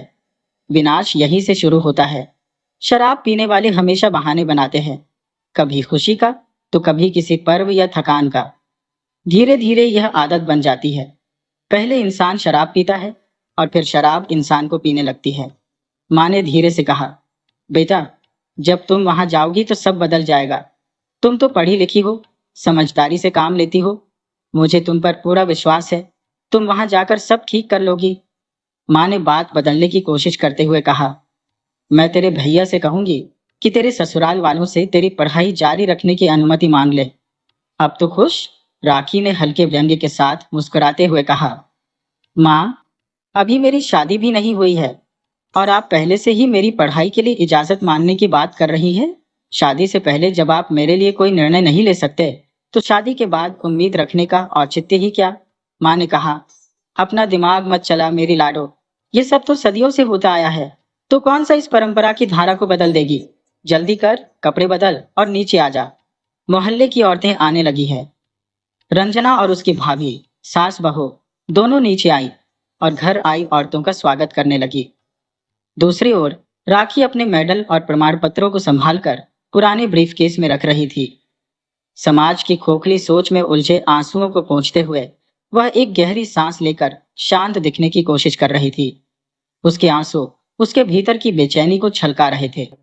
कुछ देर में खुद को संभालते हुए राखी ने पीले रंग का सूट पहना और नीचे आ गई। उसके कदम मानो अनमने से उठ रहे थे, जैसे हर कदम भारी पड़ रहा हो। मोहल्ले की औरतों ने लकड़ी के फट्टे पर बैठाकर हल्दी की रस्म शुरू की। राखी ने अपनी माँ की बात मानते हुए चेहरे पर हल्की मुस्कान ओढ़ी, लेकिन उसके भीतर सवालों का अंबार था। झूठी मुस्कान के पीछे उसका मन अंदर ही अंदर चीख रहा था, परंतु मन की आवाज को सुनने वाला समाज कहाँ। रस्मों का सिलसिला चलता रहा और राखी ने अपनी किताबों की दुनिया में खोने की कोशिश की, पर हर नई रस्म उसे चाहकर भी उससे दूर नहीं होने दे रही थी।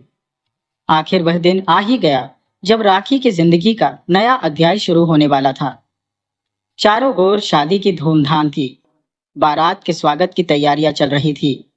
कहीं गीत संगीत हो रहा था, तो कहीं मिठाइयों और फूलों की सुगंध ने माहौल को महका दिया था।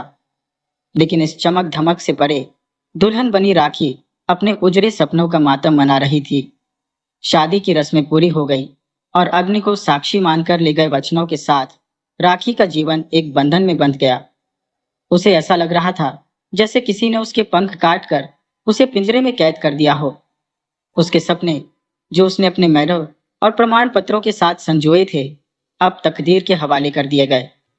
विदाई के समय राखी ने अपनी वही अटैची उठाई और न चाहते हुए भी एक नई जिंदगी की ओर बढ़ चली।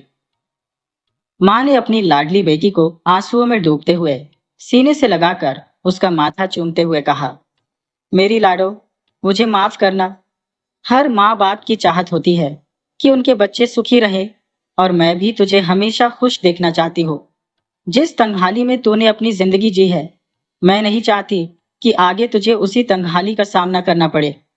इसलिए यह निर्णय मैंने तेरे लिए लिया है। लेकिन राखी की आंखों में कोई आंसू नहीं थे, उसके होठों पर कोई शब्द नहीं थे। वह एकदम मूक बनकर अपनी माँ के सामने खड़ी रही, जैसे कोई संगमरमर की प्रतिमा हो। उसके सारे आंसू तो पहले ही बह चुके थे और जो कुछ कहना था वह पहले ही कह चुकी थी। अब उसे साफ समझ आ गया था कि आंसू बहाने और शब्दों के जाल बुनने से उसका कोई भला नहीं होगा। इसलिए वह खामोशी से उस राह पर चल पड़ी जहां उसकी किस्मत उसे ले जा रही थी। पीछे से भाभी ने उसका संदूक झपट कर हाथ से खींच लिया और बोली, अरे, ऐसे कहाँ ले जा रही हो? इसे यहीं छोड़ जाओ। राखी ने एक तीखी आवाज में उत्तर दिया, जिन सपनों को आप सबने मार दिया, उनकी राख और अस्थियों को तो मुझे अपने पास रखने दो। सुमित, जो राखी का बड़ा भाई था, अपनी पत्नी की ओर गुस्से से देखते हुए बोला, ले जाने दो, तुझे क्या करना है इस रद्दी का? राखी मन ही मन सोचने लगी, भाई साहब मेरे सपनों को रद्दी समझते हैं, वो क्या मेरे मन की पीड़ा को समझेंगे? वह चुपचाप सबसे मुंह मोड़कर गाड़ी में बैठ गई। तय तिथि के अनुसार विवाह संपन्न हुआ और राखी विदा होकर ससुराल पहुंच गई। वहां ससुराल वालों ने उसका स्वागत तो किया, लेकिन उनके व्यवहार में एक औपचारिकता और दिखावा साफ झलक रहा था। कमल के माता पिता, छोटी बहन और कुछ चाची ताई राखी के सामने कमल की खूबियों की प्रशंसा करते हुए पुल बांध रहे थे। उनकी बातों से राखी को यह स्पष्ट हो गया कि माता पिता की जरूरत से ज्यादा लाड और लापरवाही ने कमल को एक गैर जिम्मेदार व्यक्ति बना दिया है। राखी और कमल की सुहागरात के लिए फूलों की खुशबू से महकता, रंग बिरंगे फूलों से सजा कमरा तैयार किया गया। लेकिन थोड़ी ही देर में वह महकता हुआ कमरा सिगरेट के धुएं और शराब की गंध में तब्दील हो गया। राखी के भीतर उठने वाली उम्मीदों की छोटी छोटी लहरें अब खतरनाक ज्वार भाटा बन चुकी थी। कमल लड़खड़ाते कदमों से राखी की ओर बढ़ा। राखी की शादी की पहली रात ही कमल को नशे में देखकर वह भीतर तक टूट गई। कमल के मुंह से शराब की तीखी गंध आ रही थी। अपनी लड़खड़ाती जुबान से उसने कहा, देखा राखी, मैंने तुझे पा ही लिया। राखी ने कहा, यह तो सही है, लेकिन यह शराब क्यों?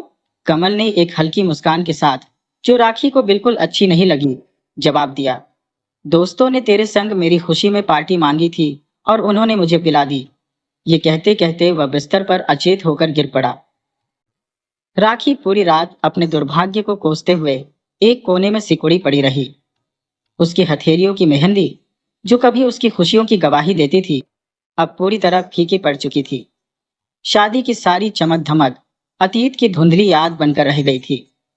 राखी की सुंदरता, उसका आत्मसम्मान और उसकी समझदारी, सब कुछ जैसे समय के थपेड़ों के आगे हार चुके थे। लेकिन कमल की मदिरा की लत ने हार मानने का नाम नहीं लिया। शादी के 1 साल बाद राखी ने एक प्यारी सी बेटी को जन्म दिया। उस नन्ही कली ने राखी के जीवन में थोड़ी राहत भरी, उसे जीने का एक नया मकसद दिया। राखी ने सोचा, शायद अब कमल अपनी जिम्मेदारियों को समझेगा, लेकिन यह केवल एक भ्रम साबित हुआ। कमल की नशे की आदत अब हदें पार कर चुकी थी।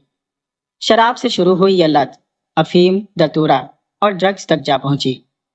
उसे हर प्रकार के नशे को आजमाने की सनक लग चुकी थी। उसके दिमाग पर नशे का कब्जा इस कदर हो गया था कि उसकी इंसानियत कहीं गुम हो चुकी थी। वह अक्सर नशे की हालत में घर लौटता, या तो पिटा हुआ या किसी झगड़े की नई शिकायत के साथ। राखी, जो बेहद भावुक और सहनशील थी, इस स्थिति से टूटने लगी। उसकी सहन शक्ति की सीमा तब खत्म हो गई जब एक दिन कमल ने नशे में अपने पिता पर हाथ उठा दिया। ससुराल में वैसे भी बहू का साथ देने वाला कोई नहीं था। सभी राखी को ही दोषी ठहराते थे। कहते, बहू में ही कोई खोट होगी, तभी बेटा ऐसा कर रहा है। लेकिन जब कमल ने अपने पिता को मारा, तब जाकर उनके भीतर पश्चाताप जागा। उन्हें महसूस हुआ कि उन्होंने कमल को सिर चढ़ाकर कितनी बड़ी गलती की थी। एक दिन राखी ने अपनी सारी हिम्मत जुटाकर कमल के हाथ से शराब की बोतल छीन ली और उसका विरोध किया। लेकिन कमल की आंखों में खून उतर आया। वह आपा खो बैठा और जानवर की तरह राखी पर झपट पड़ा। उसने राखी को जमीन पर पटक कर उसकी गर्दन दबानी शुरू कर दी। राखी की चीखें सुनकर कमल के पिता दौड़कर वहां पहुंचे। उनकी आंखों के सामने जो दृश्य था, उसने उन्हें अंदर तक हिला दिया। वह हमेशा छोटी मोटी घटनाओं पर चुप रहते थे, लेकिन आज मामला गंभीर हो गया था। उन्होंने हाथ में छड़ी उठाई और गुस्से में चिल्लाए, निकम्मे, क्या बहू को मार ही डालेगा? क्रोध से कांपते हुए उन्होंने कमल का हाथ पकड़ लिया और उसे रोकने की कोशिश की।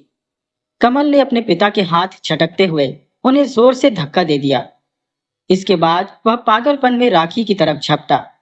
यह देखकर उसके पिता ने अपनी लाठी उठाई और पूरी ताकत से कमल पर प्रहार किया। लेकिन यह हमला कमल की गुस्से की आग में घी का काम कर गया। उसने राखी को छोड़कर अपने पिता की तरफ दौड़ लगाई और एक करारा थप्पड़ उनके चेहरे पर जड़ दिया। यह ऐसा झटका था जिसकी उनके बूढ़े दिल ने कल्पना तक नहीं की थी। उनके भीतर जैसे एक तूफान सा उठ खड़ा हुआ। यही बेटा जिसके जन्म पर उन्होंने खुशी में थाली बजाकर तोड़ डाली थी, वही बेटा आज उनकी इज्जत और आत्मसम्मान को चूर चूर कर गया। वे लड़खड़ाते कदमों से अपनी चारपाई पर जाकर बैठ गए। घर के बाहर लोग इकट्ठा होने लगे।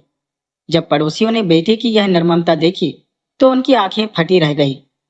सबने दांतों तले उंगलियां दबा ली और कमल को कोसने लगे। सबकी बातें सुनकर कमल गुस्से में घर से बाहर निकल गया। इस भयावह घटना ने उसके पिता के मन को झकझोर कर रख दिया। वे इस अपमान से इतने आहत हो गए कि उन्हें अपना जीवन अब अभिशाप जैसा लगने लगा। उनके विचार मृत्यु की ओर मुड़ने लगे। लेकिन राखी ने उनके हाथ पकड़कर रोका। वह बोली, पिताजी, अगर आप शुरू से ही मेरा साथ देते तो शायद कमल इतना गिरा हुआ काम नहीं करता। लेकिन मौत किसी भी समस्या का हल नहीं है। आपको जीकर मुझे सहारा देना होगा और अपनी पोती के लिए खड़े रहना होगा। क्या आप चाहते हैं कि मेरी बेटी बिना पिता और दादा दोनों के प्यार से वंचित हो जाए? वह मासूम है। क्या उसके साथ ही अन्याय होगा? अगर कोई व्यक्ति आत्महत्या करता है तो समाज हमेशा औरत को ही दोषी ठहराता है। ये सोचने की बजाय कि पति क्यों मरा, वे सोचते हैं कि औरत में ही कोई कमी होगी। क्या आप चाहते हैं कि लोग मुझे और मेरी बेटी को ऐसी ही बातों का शिकार बनाए? पिताजी, दुनिया में कोई भी समस्या इतनी बड़ी नहीं होती कि उसका समाधान अपनी जान देकर किया जाए। मैं यहाँ खड़ी हूँ, जिंदा हूँ, क्योंकि मैं अपनी बेटी के लिए जीना चाहती हूँ। और आपको भी यह समझना होगा, समय के साथ हर घाव भर जाएगा। बस हमें धैर्य रखना होगा। राखी के शब्दों ने उनके मन को संभालने का काम किया। उन्होंने गहरी सांस ली और अपनी आंखों से बहते आंसुओं को पोंछते हुए राखी की बात मान ली।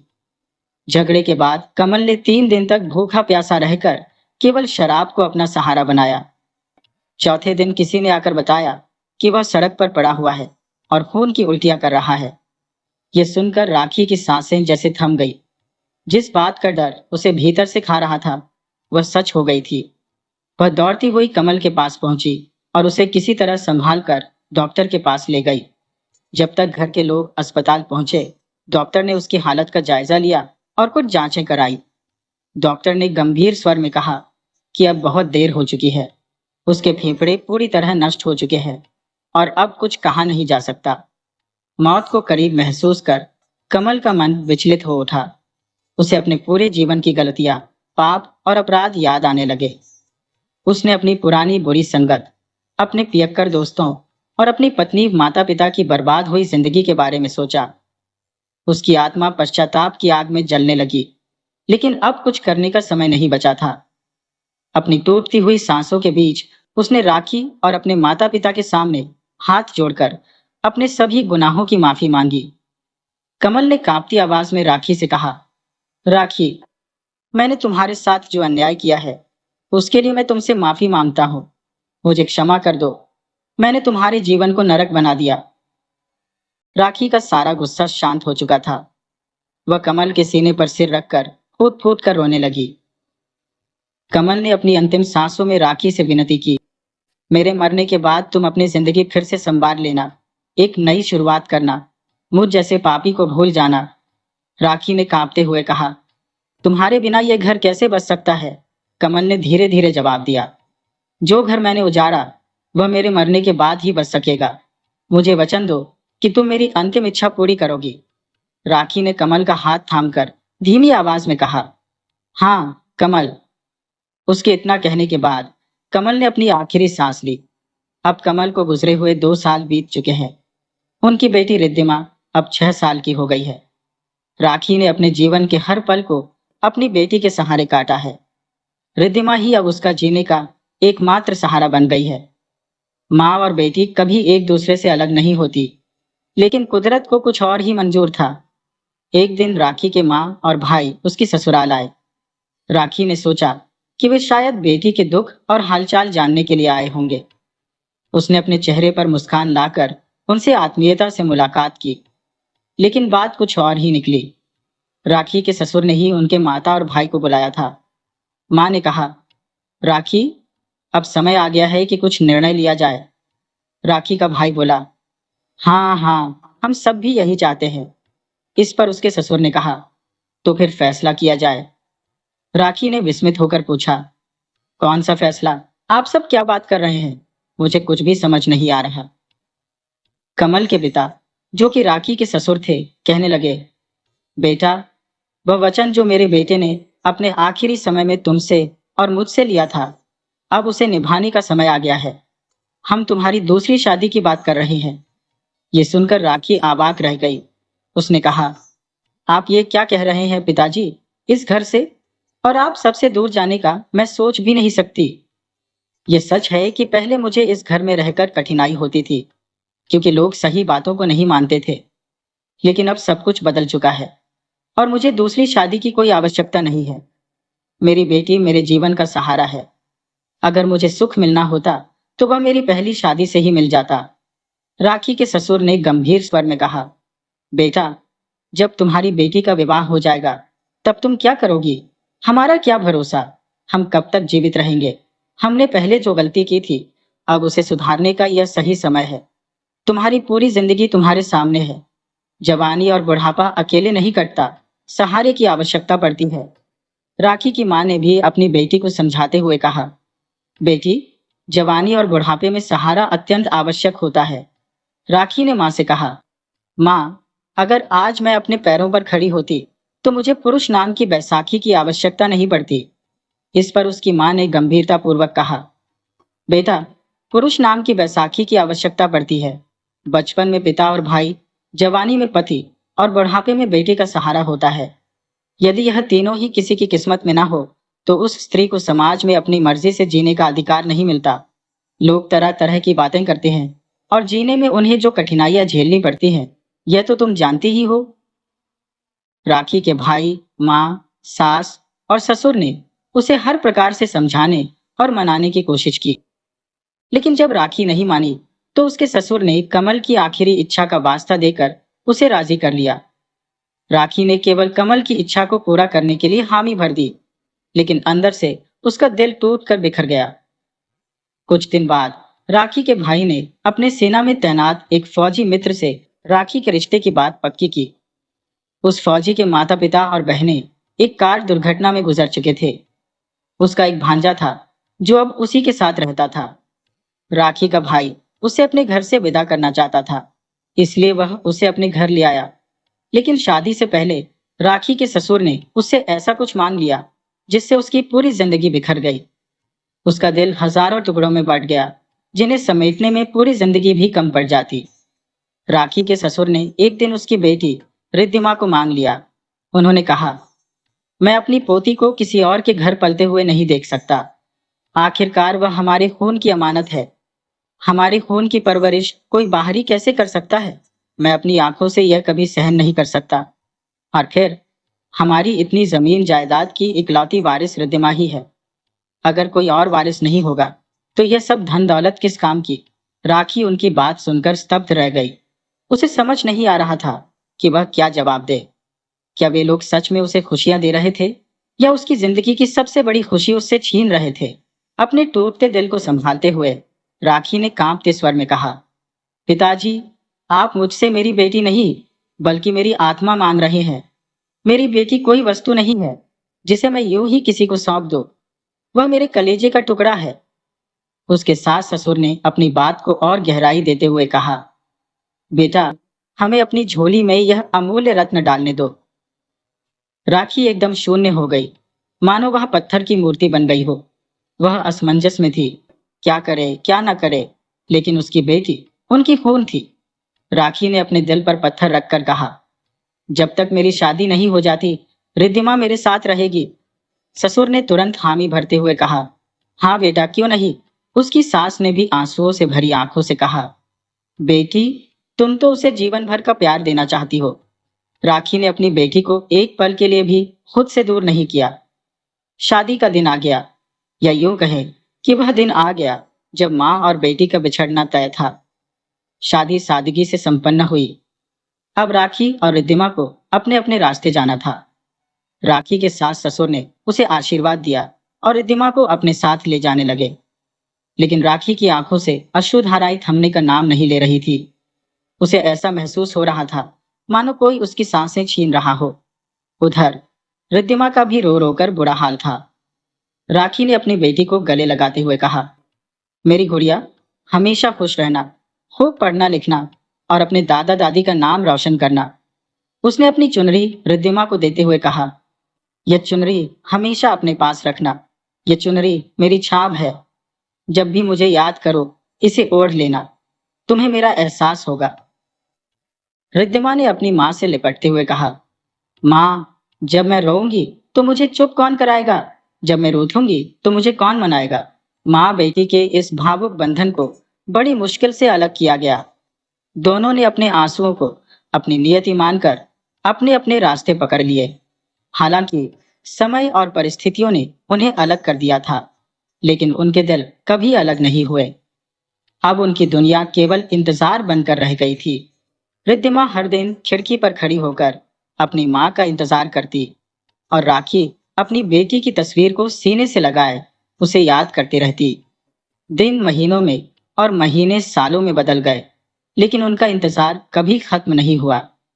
रिद्धिमा अब अपनी युवावस्था में कदम रख चुकी थी। उसने इंटरमीडिएट की परीक्षा उत्तीर्ण कर ली थी, परंतु उसके हृदय और स्मृतियों में आज भी अपनी माँ से बिछड़ने का दर्द अमिट रूप से अंकित था।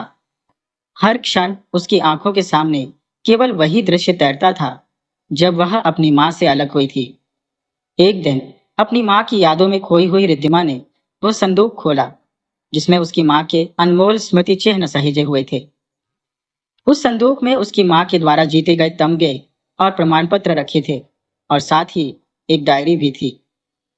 उस डायरी में राखी, उसकी माँ के अधूरे सपनों का विवरण था। रिद्धिमा ने वह डायरी पढ़ी और उसे अपने हृदय से लगाकर ऐसा महसूस किया मानो वह अपनी माँ के आलिंगन में समा गई हो। उस क्षण रिद्धिमा ने ठान लिया कि उसकी माँ के अधूरे सपनों को वह अपनी जिंदगी का मकसद बनाएगी। उसकी माँ डॉक्टर बनना चाहती थी, और अब रिद्धिमा ने इस सपने को अपनी नियति बना लिया। इसके लिए उसे अपने घर से दूर उच्च शिक्षा प्राप्त करने जाना था। जब उसने इस बात की अनुमति अपने दादा दादी से मांगी तो शुरुआत में उन्होंने अपनी पोती को खुद से दूर भेजने का सख्त विरोध किया, लेकिन रिद्धिमा की दृढ़ता के सामने आखिरकार उन्हें झुकना पड़ा। रिद्धिमा ने दिल्ली के एक प्रतिष्ठित अस्पताल में प्रवेश किया और पूरी निष्ठा के साथ पढ़ाई में जुट गई। उसे ऐसा प्रतीत हो रहा था मानो वह अपनी माँ के अधूरे सपने को पूरा करने की दिशा में हर कदम पर अपनी मंजिल के करीब होती जा रही हो। उस अस्पताल के निकट एक आर्मी हेडक्वार्टर था, जहां से घायल सैनिक इलाज के लिए आया करते थे। एक दिन एक जवान, जिसका नाम लोकेश था, गंभीर रूप से घायल अवस्था में अस्पताल लाया गया। रिद्धिमा उसकी देखभाल में तल्लीन हो गई। समय के साथ उनकी दोस्ती गहराने लगी और यह दोस्ती कब प्रेम में बदल गई, उन्हें स्वयं भी इसका आभास नहीं हुआ। लोकेश के अस्पताल से छुट्टी होने के बाद भी दोनों अक्सर मिलते रहे, कभी कैफे में तो कभी कामकाज के स्थान पर। एक दिन कॉफी की चुस्कियों के बीच रिद्धिमा ने लोकेश से उसके परिवार के बारे में जानना चाहा। लोकेश ने कहा, मेरा घर हरियाणा के हिसार जिले में है। परिवार में केवल मेरी मामी है, जिन्हें मैं माँ कहता हूँ। बचपन में मेरे माता पिता का देहांत हो गया था। उसके बाद मेरे मामा ने मुझे पाला, लेकिन मामा के शहीद हो जाने के बाद मेरी मामी ने मुझे संभाला। लोकेश ने आगे कहा, मेरी मामी शांत स्वभाव की है। मामा के जाने के बाद तो उन्होंने जैसे बोलना ही छोड़ दिया है। वे बस एक छोटी सी बच्ची की तस्वीर को अपने सीने से लगाए रहती है और मेरी गुड़िया, यही दो शब्द दोहराती रहती है। आस पड़ोस के लोग उन्हें पागल कहते हैं, लेकिन मैं जानता हूँ कि वे पागल नहीं है। वे हालात की मारी हुई है। जिस दिन उस बच्ची का पता चल जाएगा, वह शायद फिर से सामान्य हो जाएंगी। रिद्धिमा, जो लोकेश की बात ध्यानपूर्वक सुन रही थी, उत्सुकता पूर्वक पूछने लगी, यह बच्ची कौन है? लोकेश ने जवाब दिया, मुझे इतना ही पता है कि वह उनकी बेटी है, जो उनकी पहली शादी से हुई थी। रिद्धिमा का अंतर्मन विचलित हो उठा। उसे लोकेश की बातों में कुछ ऐसा आभास हुआ मानो वह किसी भूले बिसरे रिश्ते की डोर को छू रही हो। उसने पूछा, क्या मैं तुम्हारी माँ से मिल सकती हूँ? क्या तुम मुझे उनसे मिलवाओगे? लोकेश ने सहजता से उत्तर दिया, क्यों नहीं, मैं 1 महीने बाद छुट्टी लेकर माँ से मिलने गांव जा रहा हूँ। यदि तुम्हें कोई आपत्ति न हो तो तुम मेरे साथ चल सकती हो। रिद्धिमा ने गंभीर स्वर में कहा, ऐसा बिना इजाजत के तो संभव नहीं है। मेरे दादा दादी ने मुझे बाहर पढ़ने की अनुमति दी है, लेकिन मैं उनकी सहमति के बिना कोई निर्णय नहीं लेती। लोकेश मुस्कुराया और बोला, ऐसा होना भी चाहिए। बड़े बुजुर्गों की अनुमति से ही हर कार्य शुभ होता है। ऐसा करता हो, मैं माँ को यहाँ ही ले आऊंगा। इससे उनका इलाज भी हो जाएगा और तुमसे मुलाकात भी। ये सुझाव रिद्धिमा को उचित लगा। 2 महीने बाद लोकेश अपने घर से छुट्टी लेकर लौटा और अपनी माँ को साथ लाया। वह उन्हें अस्पताल में रिद्धिमा से मिलवाने ले गया। अपनी माँ को बाहर हॉल में बैठाकर लोकेश रिद्धिमा की केबिन में खबर देने गया, लेकिन दुर्भाग्यवश रिद्धिमा उस समय अपने केबिन में मौजूद नहीं थी। अचानक हॉल की तरफ से कांच टूटने की आवाज सुनाई दी। लोकेश घबराकर उस ओर दौड़ा। उसी समय रिद्धिमा भी बाहर से लौट रही थी। उसने देखा कि एक महिला फर्श पर बैठी कांच के टुकड़ों में से कोई तस्वीर निकालने की कोशिश कर रही थी। रिद्धिमा तेजी से उनके पास पहुंची और उनका हाथ पकड़ते हुए बोली, अम्मा जी, कृपया ध्यान से, कहीं चोट न लग जाए। महिला ने तस्वीर को हाथ में लिया और उसे देखकर जैसे किसी भावनात्मक तूफान में डूब गई। रिद्धिमा ने उनकी ओर देखा और अचानक पहचान का एहसास हुआ। वह अपनी भावनाओं पर काबू नहीं रख पाई और वहीं बेहोश होकर गिर पड़ी। लोकेश ने फुर्ती से उन्हें संभाला और डॉक्टर के पास ले गया।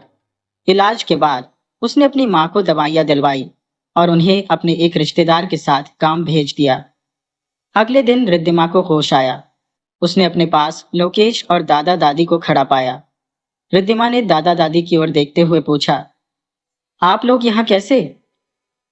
दादा दादी ने शांत स्वर में कहा, हमें लोकेश ने बुलाया। उसने तुम्हारी हालत के बारे में बताया था। लोकेश ने गहरी चिंता के साथ कहा, तुम्हारी यह हालत देखकर मैं बहुत डर गया था। आखिर ऐसा क्या हुआ था? रिद्धिमा ने धीरे से पूछा। तुम्हारी माँ कहाँ है? लोकेश ने जवाब दिया। मैं उन्हें गांव भेज चुका हूँ। यह सुनकर रिद्धिमा की आंखों में आंसू उमड़ आए। एक सप्ताह बाद जब रिद्धिमा थोड़ा सामान्य हुई, तब उसने एक नई ऊर्जा के साथ अपनी माँ के अधूरे सपनों को पूरा करने की ओर कदम बढ़ाया। अब रिद्धिमा अपनी माँ से मिलने के लिए ऐसी व्याकुल हो उठी जैसे कोई पंछी खुले आकाश में लौटने की चाह में तड़प रहा हो। उसे लगा कि अपनी माँ के पास जाने का एकमात्र रास्ता लोकेश से विवाह करना ही है। उसने लोकेश और अपने दादा दादी को इस शादी के लिए राजी करना शुरू किया। लोकेश को समझ नहीं आ रहा था कि जो रिद्धिमा अभी कुछ समय पहले तक 2 साल बाद शादी की बात कर रही थी, वह अचानक इतनी जल्दबाजी क्यों कर रही है। शादी बेहद सादगीपूर्ण तरीके से मंदिर में संपन्न हुई। रिद्धिमा के दादा दादी अपनी इकलौती पोती की शादी धूमधाम से करना चाहते थे, लेकिन रिद्धिमा का मन अपनी माँ से मिलने की बेचैनी में कहीं और ही था। शादी से पहले रिद्धिमा ने किसी को अपने निर्णय के पीछे का सच नहीं बताया। उसने वही चुनरी पहनी जिसे उसकी माँ ने उसके लिए अपने हाथों से सजाया था। शादी के बाद जब रिद्धिमा विदा होकर अपने ससुराल पहुंची, तो लोकेश अपनी माँ को नई बहू का स्वागत करने के लिए अंदर ले आया। जैसे ही लोकेश की माँ ने रिद्धिमा को घूंघट में देखा, उनकी आंखों से अश्रुधारा फूट पड़ी। उन्होंने चिल्लाते हुए कहा, मेरी गुड़िया, मेरी गुड़िया। रिद्धिमा ने घूंघट उठाया और अपनी माँ की ओर देखा। उसकी आंखें भी अश्रु सागर बन चुकी थी। उसने अपनी माँ को गले लगाते हुए कहा, हाँ माँ, मैं ही आपकी गुड़िया हूँ। माँ बेटी ने एक दूसरे को पहचान लिया और बरसों की वेदना को आंसुओं में बहा दिया। उनका आलिंगन जैसे वर्षों की तपिश को शीतलता में बदल रहा था। लोकेश अब सब कुछ समझ चुका था। उसने जान लिया कि रिद्धिमा ने शादी इतनी जल्दबाजी में क्यों की और अपनी माँ से मिलने के लिए यह कदम क्यों उठाया। रिद्धिमा ने अपनी माँ की पूरी निष्ठा से सेवा की।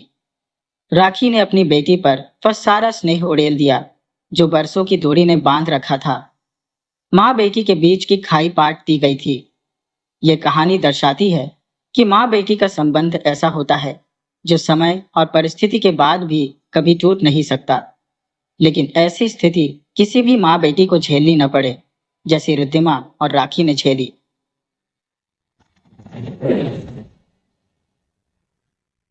वीडियो अच्छे लगे हो तो इसे लाइक करें और ऐसी ही मजेदार कहानियों के लिए चैनल को सब्सक्राइब करें और बेल आइकन दबाएं।